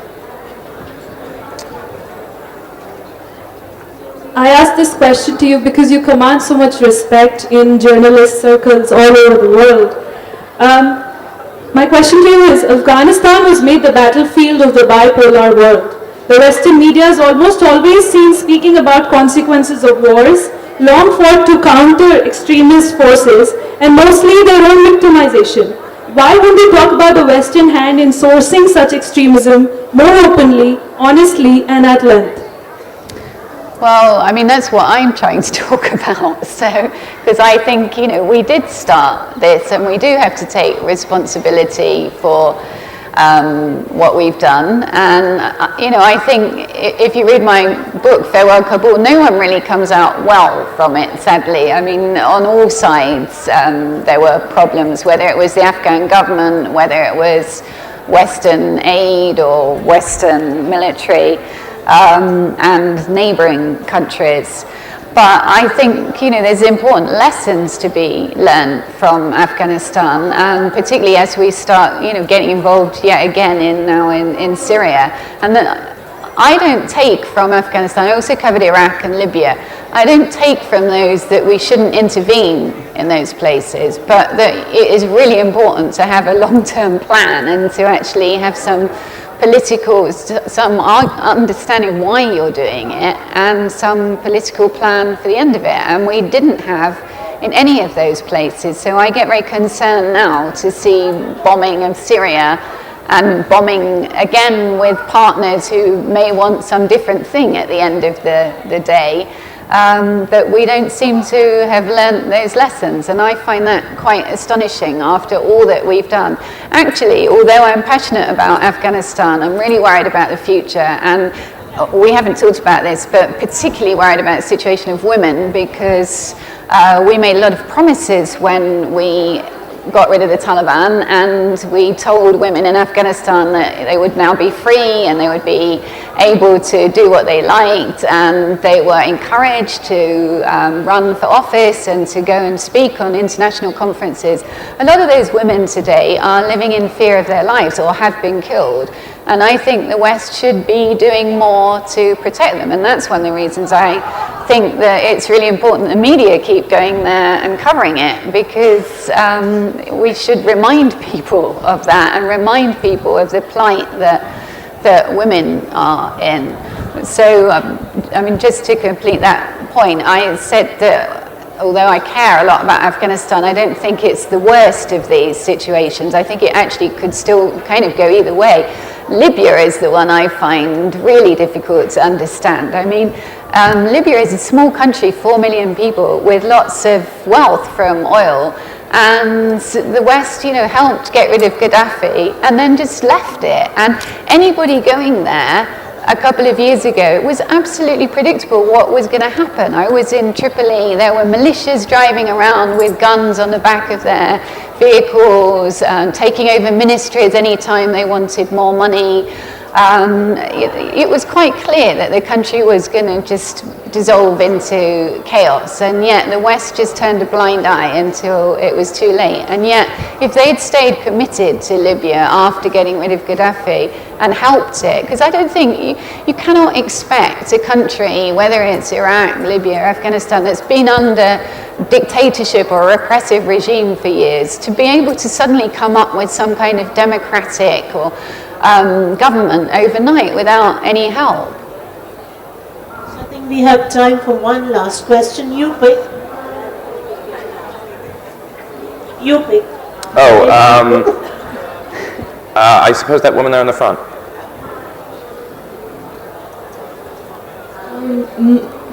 Thank you for choosing me. My question is that wars have to be financed somewhere, and it usually comes out of the citizen's pocket. So I would like to know, as you are an international correspondent, but you are based in Britain, what role does the common Britisher's opinion play in foreign policy? Because obviously the government that is currently tactically planning out the war in Afghanistan would want to get re-elected. I mean, its alliances do actually lie at home. So I just wanted to know, how far can the common Britisher actually influence such plans? Well, there's no doubt that one of the reasons that the West didn't get involved in Syria earlier on was because of public opinion, that they thought that the public wouldn't accept getting involved in another country after Afghanistan and Iraq and Libya had all gone wrong. I mean, I was living in Washington actually at that time in 2011 when the Arab Spring started, and it was absolutely clear there was no way on earth that President Obama was going to support any of the Syrian rebel groups. I mean, now people say, oh, if only we had done that and we wouldn't be in this situation. But there was no way. He was so burnt. I mean, you talked about him saying, you know, Iraq was a bad war, and he'd come into office promising to take troops out of Iraq and ultimately Afghanistan. So he wasn't going to get involved in somewhere else. All right, that's all we've got time for. Thank you, everyone, for coming. Thank you to Christina Lamb. Thank you. Thank you, Christina. Thank you, Jonathan, for such an, informative session into the troubled lands. Thank you so very much for being here. Thank you.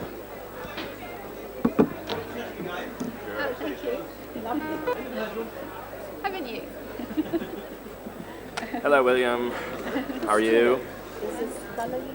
Oh, it's beautiful, yeah.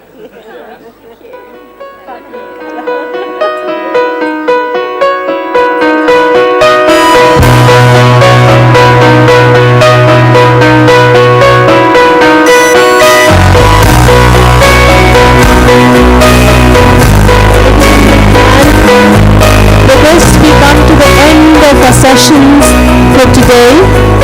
We have the music performance lined up at Clark's.